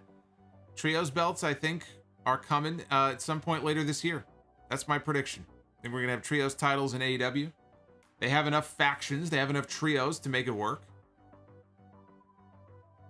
Ryan Spies, if they do Stadium Stampede, I feel it will be Hardy Family Office against the Dark Order. I love that. I love that Big Show super chat. Look how happy he is. You know what that's from? That one year during WrestleMania where it might have been 18, where he was relegated to WWF New York duty. You know, on the inside, he was hating his fucking life that year. He's like, why am I here? Why am I standing in the middle of a restaurant when WrestleMania is in Toronto? Was it that year? I'm assuming it was 2002, because I don't think WWF New York was around much longer after that. But you're right. It could be the Hardy Family Office against the Dark Order and just make it a friggin' comedy match. I mean, that's what it would end up being. If that's the direction they want to go in, then I guess you can do it.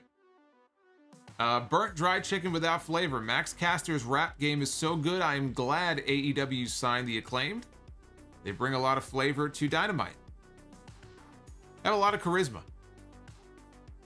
Charisma is not really something you can teach. You either have it or you don't. Uffman in the chat says it was WrestleMania X8. All right, so I was right. Yeah, because at X7, he was in the hardcore match with Kane and Raven. You know, one of the stories about that match, I don't think I mentioned this when I did my This Week in History segment, if I remember correctly, when Raven was in, I think, the golf cart in the back and he was driving around, he ended up, I think, like in a little ditch almost. He was in an area where there were a whole bunch of wires. Those wires and cables were very important, and had he run over them in just the right spot, the power in the building would have completely gone out. So they really avoided catastrophe during that hardcore title match at WrestleMania X7. That would not have been good. Magician Sapphire with the 10 spot. Who do you see joining Moxley in Kingston against Omega and Bullet Club? Christian, maybe? Or a New Japan star? Or a new signee? Well, a certain someone comes to mind who just lost his IWGP World Heavyweight Championship. And now he has no title. Not only does he have no title, he's not even contending for it again anytime soon, right? Because Shingo and Okada, they're getting shots. This same person happens to have a lot of history with Kenny Omega. Wouldn't that be a hell of a draw for Double or Nothing? If they were going to do a 6-man tag or some kind of gimmicked 6-man tag where Kota Ibushi showed up in AEW and partnered up with Eddie Kingston and Jon Moxley to oppose the Bullet Club guys, and we get Ibushi and Omega in the ring together. If they could pull it off, that's what I would do. I mean, Christian would be fine, but Ibushi, I mean, there you go. The story writes itself. The story writes itself. Come on. You know that's a great idea. Burnt dried chicken without flavor. Solomonster, don't start spitting out black goo during the stream. We need you to stay healthy. No black goo here. So far, so good. But if I start vomiting black goo, we got a big problem. Christian Pauly with the $10. A bit random, but after this episode, I think we might eventually get Hangman against Moxley to see who will challenge Omega, and can see Paige beating Omega and finally becoming the champion. I could see that. Yeah, absolutely. I could see that. And it would give Hangman a big name to beat on his way up to the title match. They're going to have to heat him up. He's not ice cold right now, but he's cooled off a lot. Before he could go and challenge Kenny Omega, he would have to beat somebody big. Jon Moxley putting him over would be that big name that he could beat. So I like that idea. Burnt, oh, well, look at that. Talk about timing. Burnt dried chicken without flavor, and look who just popped up on screen. The Fiend. The Burnt Fiend. He says, Jay White, G.O.D., Bad Luck Fale, Chase Owens, Kenta, and the rest of the current Bullet Club don't have time to take the Super Elite seriously. Matt Jackson showed his soft side. Khalid Adam with the $5. Thoughts on Deonna Purrazzo showing up on AEW to wrestle with Shida in a champion versus champion match? Well, I mean, the only problem there is who wins. They're already doing that on the next Impact pay-per-view in a few weeks. They're going to have Kenny Omega against Rich Swann, which, unless they do some kind of disputed non-finish, Omega should... I mean, the only outcome there is Kenny Omega winning. If it is any other outcome, AEW, Tony Khan, they're out of their fucking minds. So Kenny Omega is going to win. Would you want to do another champion versus champion match so soon? And What are you going to do, beat Shida? I mean, this is where the champion versus champion interpromotional stuff becomes a little muddy. Because you can put whatever match together you want to do, but you have to come up with a finish that both sides can agree on. And I could see that being a problem, but I mean, seeing them matched up, even if it was champion against champion, but maybe not title for title, which maybe that's what Khaled is saying. Yeah, I mean, if there's no titles on the line, but you still have the same issue. Somebody has to win, somebody has to lose. So, possible, but I don't know how realistic it is.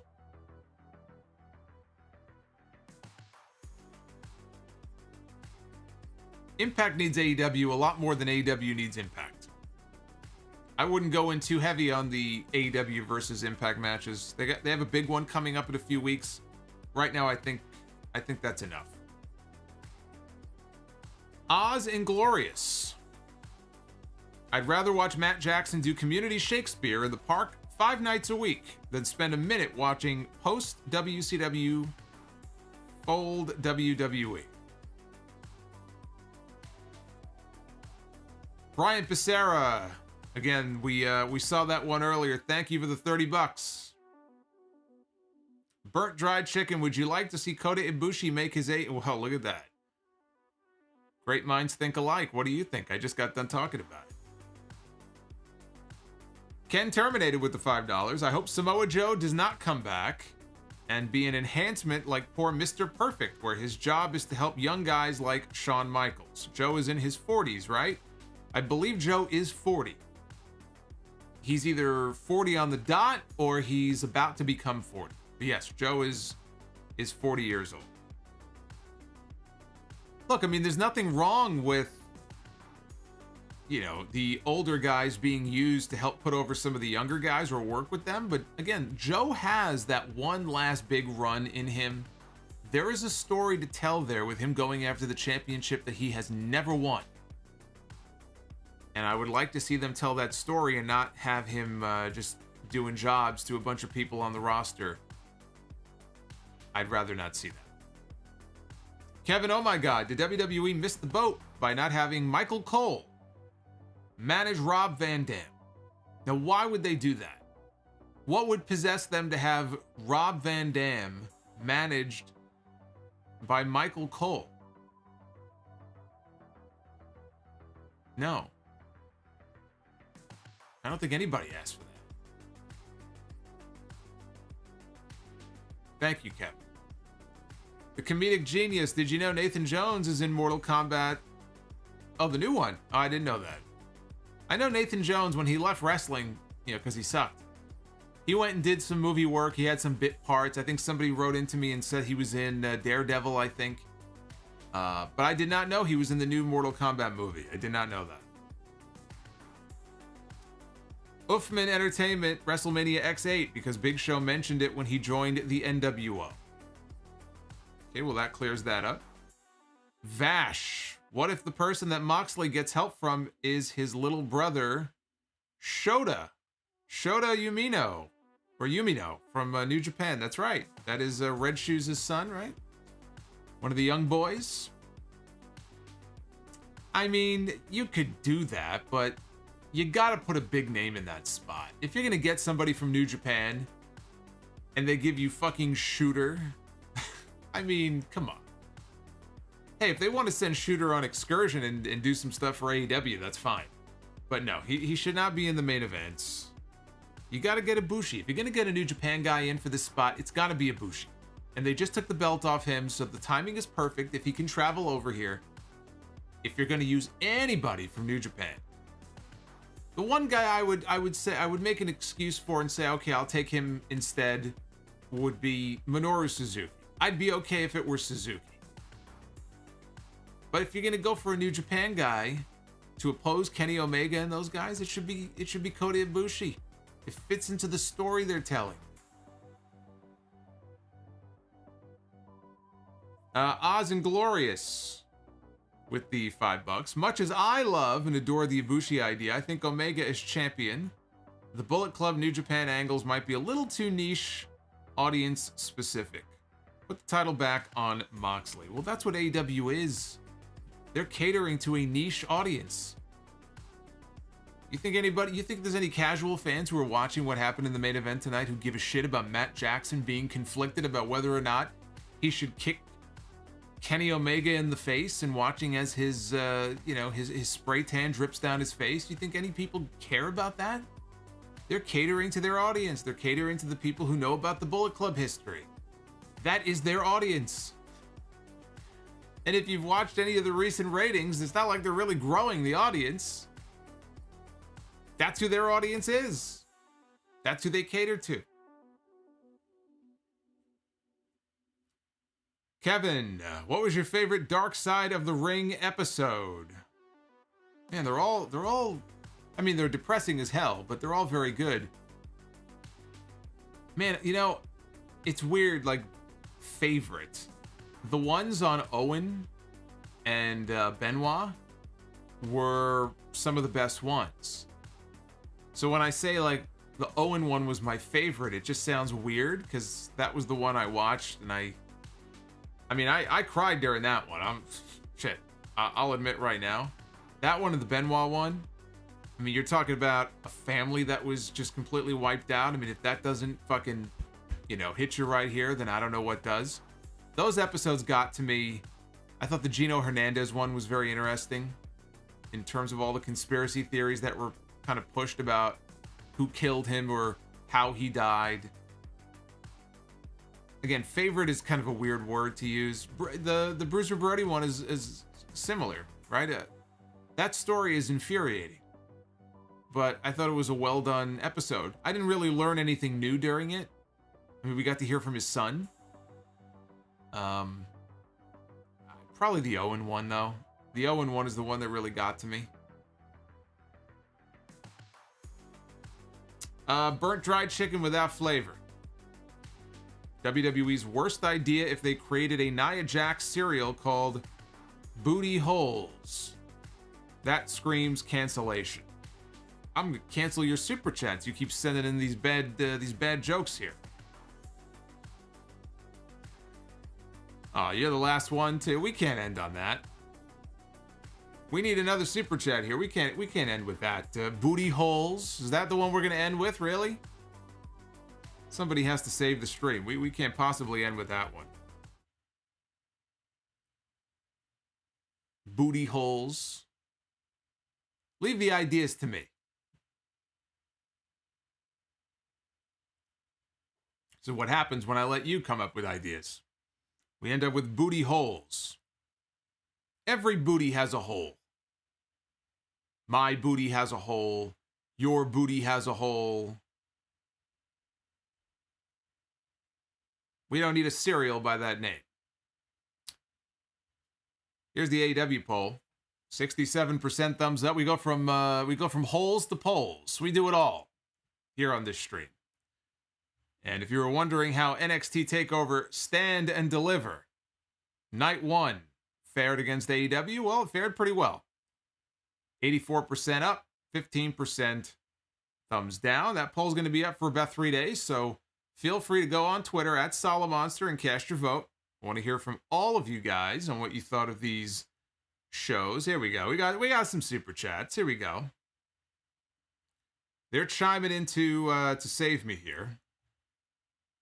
Here we go. Here we go. We got a few of them. Oz and we got a few of them, but my God, this woman's hole again on my screen. I said I didn't want to end with this, and I have to look at Nia's hole. Food Hive. Well, Food Hive didn't know it. That's one of the randos. How could he know? How could he be sure that that's the one that would pop up?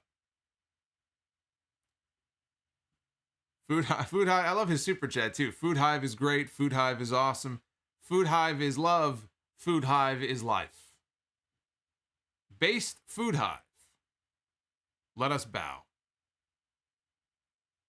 Oz and Glorious says, I vote for burnt chicken. Burnt to go back to just dried chicken without flavor. Let's take a poll. Let's not say we did. I like that idea better. DB Toys, who better than Canyon? Very underrated talent, gone far too soon. The comedic genius. Here's one. Solomonster. Raw is poopy, taking us all the way back to 2008. And JBL is poopy. JBL is poopy. Fuck JBL. All right, so we're all caught up on your super chats. We're all caught up on your super chats, and you know what that means. Oh, yes. It is that time of night here in the stream where we switch over to our good friend, Zinfamous HD. Actually, this is a very appropriate time to be doing this because we are in the middle of WrestleMania week. And so with this random generator here, I get to pick the WrestleMania main event. Now, I don't know if this is the main event of night 1 or night 2. But if you remember last week, the main event that I chose was Andrade against Andrade. That's the first time that's ever happened. So this is going to be most interesting here to see if we end up with a similar main event this time. Let's see. Let's see what we end up with. One half of the WrestleMania main event. And it's already gone to shit. Bubba Ray Dudley. Bubba Ray Dudley is one half of your WrestleMania main event. And he will be opposing, let's find out. Let's find out who his opponent is going to be. Bubba Ray, one-on-one with, oh, Jesus Christ, with Baron Corbin. I don't think I could have picked the worst one if I tried. If I intentionally tried to pick something worse, I don't know that I could have done it. I mean, just having Baron Corbin in the WrestleMania main event is bad enough, let alone Baron Corbin against Bully Ray. Well, you know what? We have 2 nights of WrestleMania this year. That means I get to pick 2 main events, so let's pick again. This is for night 2. That's the night 1 main event. The night 2 main event for WrestleMania is, oh, look at this. The Rated R Superstar, Edge, who happens to be one half, I guess he's 1/3 of the WrestleMania main event this year. Wouldn't it be something if it landed on Roman Reigns or Daniel Bryan? Let's see. Who will be Edge's opponent on night 2 of WrestleMania? And his opponent will be Kofi Kingston. Former WWE champion Kofi Kingston. Well, at least it's better than Bubba Ray against Baron Corbin. So those are... Pick the night that you think turned out better. I'm going to go with night 2. But only barely. So there you go. There's your WrestleMania minute. What is going on here, man? Bully Ray against Baron Corbin? Ugh.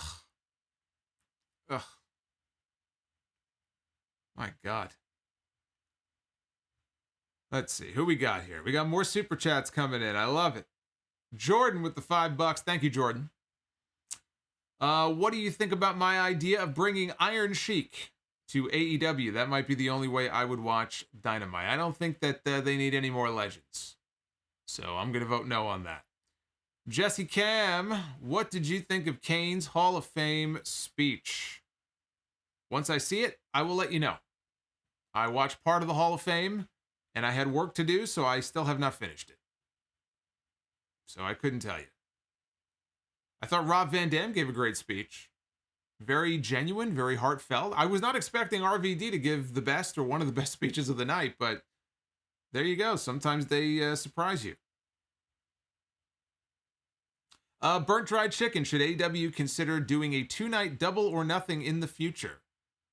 Sorry about the super chat. Well, no, you don't have to apologize for anything.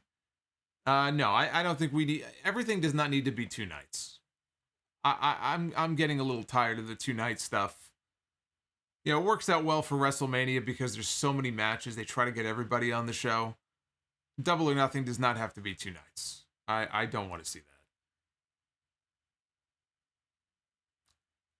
that. Vash says, well, we found our bathroom break. Yes, we have. Thy name is Bully Ray versus Baron Corbin. That's not even a bathroom break. It's the main event. So what it means is it's an early trip to the parking lot. I'll piss when I get home. That's what that means. Christian, thank you for the 10 spot. Very cool. More food for thought, he says, with Brian Cage for sure leaving Team Taz. I wouldn't be so sure that that's a guarantee.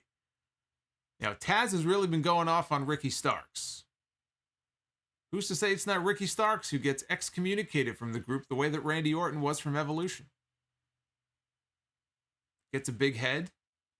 They kick him out. Do you think he'll tag with Sting and Darby and they string out more of Darby against Team Taz? No, I think it's over. I mean, they've played that card already. There's no need to go back to it right now. Sting and Darby, they won. They won the match. That was the blow-off, and now they move on. We don't need to continue to see them feud. I don't think anybody is really clamoring for that. So I'm going to vote no. I'm going to vote no on that.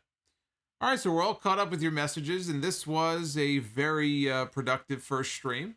Solid episode of Dynamite, but I am looking forward to seeing what I missed. Wrestle Austin in the chat says Takeover Stand and Deliver Night 1 was pretty good. And judging by the results from that Twitter poll I threw up a little while ago, you guys seem to be in agreement. So I think I'm in for a good show when I tune in tomorrow. J-Dub says, 2 nights is stupid. Go back to 3-hour traditional pay-per-views and stop stuffing the whole roster onto the card. I've been saying that for years. They want to make sure everybody gets their moment on the show, and that's admirable, but it makes for a horrible show when you have a 6 or 7 hour show. So dividing WrestleMania into 2 nights is almost a necessity. If they insist on doing that, then you know what? It is better. It's like what New Japan is doing now at Wrestle Kingdom. I think the 2-night Wrestle Kingdom at the Tokyo Dome is going to be the new norm going forward. If they're selling tickets and doing business, then why wouldn't they? If it's a success, you just kind of, you double up. You do 2 shows instead of 1. I get it. Not everything has to be 2 nights, though. WrestleMania does not really need to be 2 nights. You just don't have that many matches. But WrestleMania has always been long. WrestleMania, going back to the early years, had 14, 15, 16 matches. Just didn't notice it as much because back then I was, 6, 7, 8 years old. So, to me, all I wanted to do was just sit down and watch wrestling. I was probably only half paying attention to the undercard matches anyway. But go back and look at the cards for those early WrestleManias. They also had a lot of matches on them and a lot of really boring matches. Because they wanted to get as many people on the card as they could. Carlos Naftali with the $5. I got a weird feeling that AEW having all these factions is going to lead to something. Not sure what, but they do put a lot of thought into their booking. Some kind of faction warfare show. They could do a themed episode of Dynamite, call it, gang warfare or something. They only have 4 pay-per-views a year. So them doing a full faction pay-per-view, like think Survivor Series, for example, I don't see them wanting to burn one of their pay-per-views on that concept, but I could see them doing a themed episode of Dynamite for 1 week. Why not?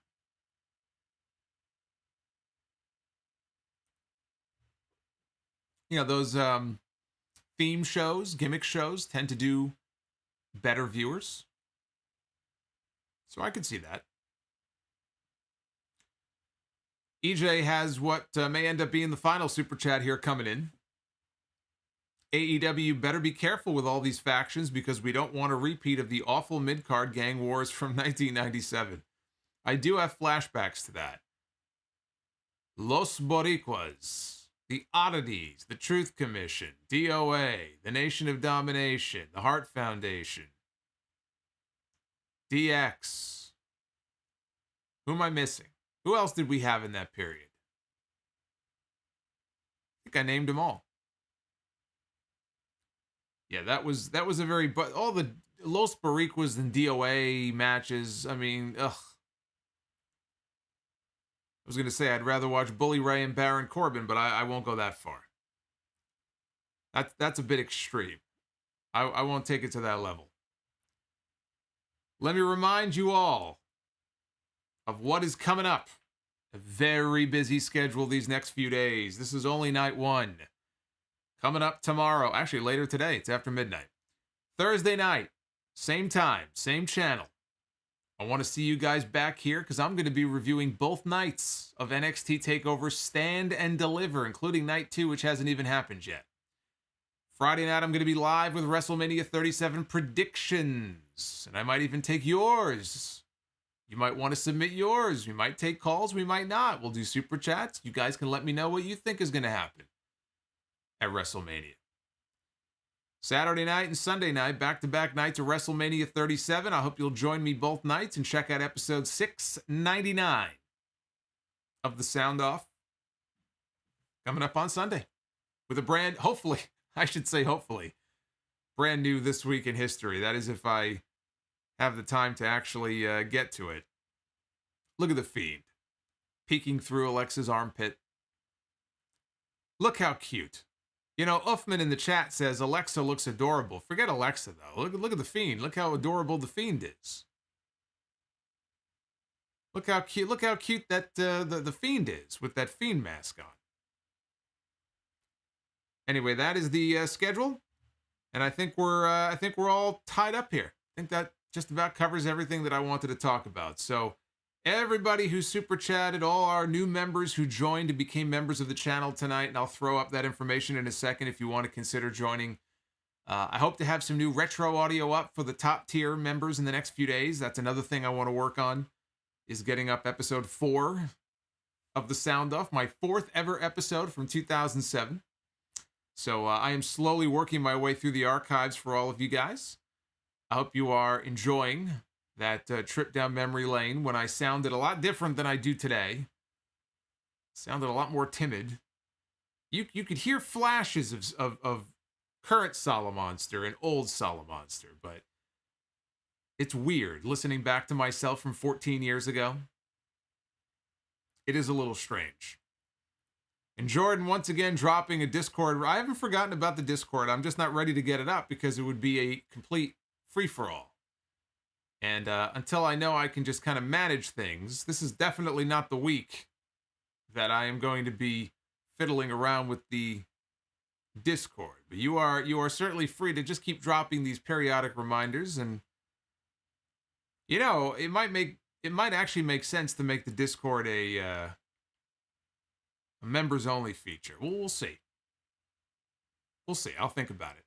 Random Human joining us, saying it's been a while since he was in a Solomonster live. Didn't I see you last week? It hasn't been that long. Well, anyway, we're done here. So, Random Human, I hope you'll come back tomorrow night and join for WrestleMania this weekend. Thank you again for all of your support. Have yourselves a great night. Go get some sleep. That's what I'm going to go try to do right now. And I will see you guys for more Sound Off tomorrow night, talking NXT TakeOver. Take care, guys.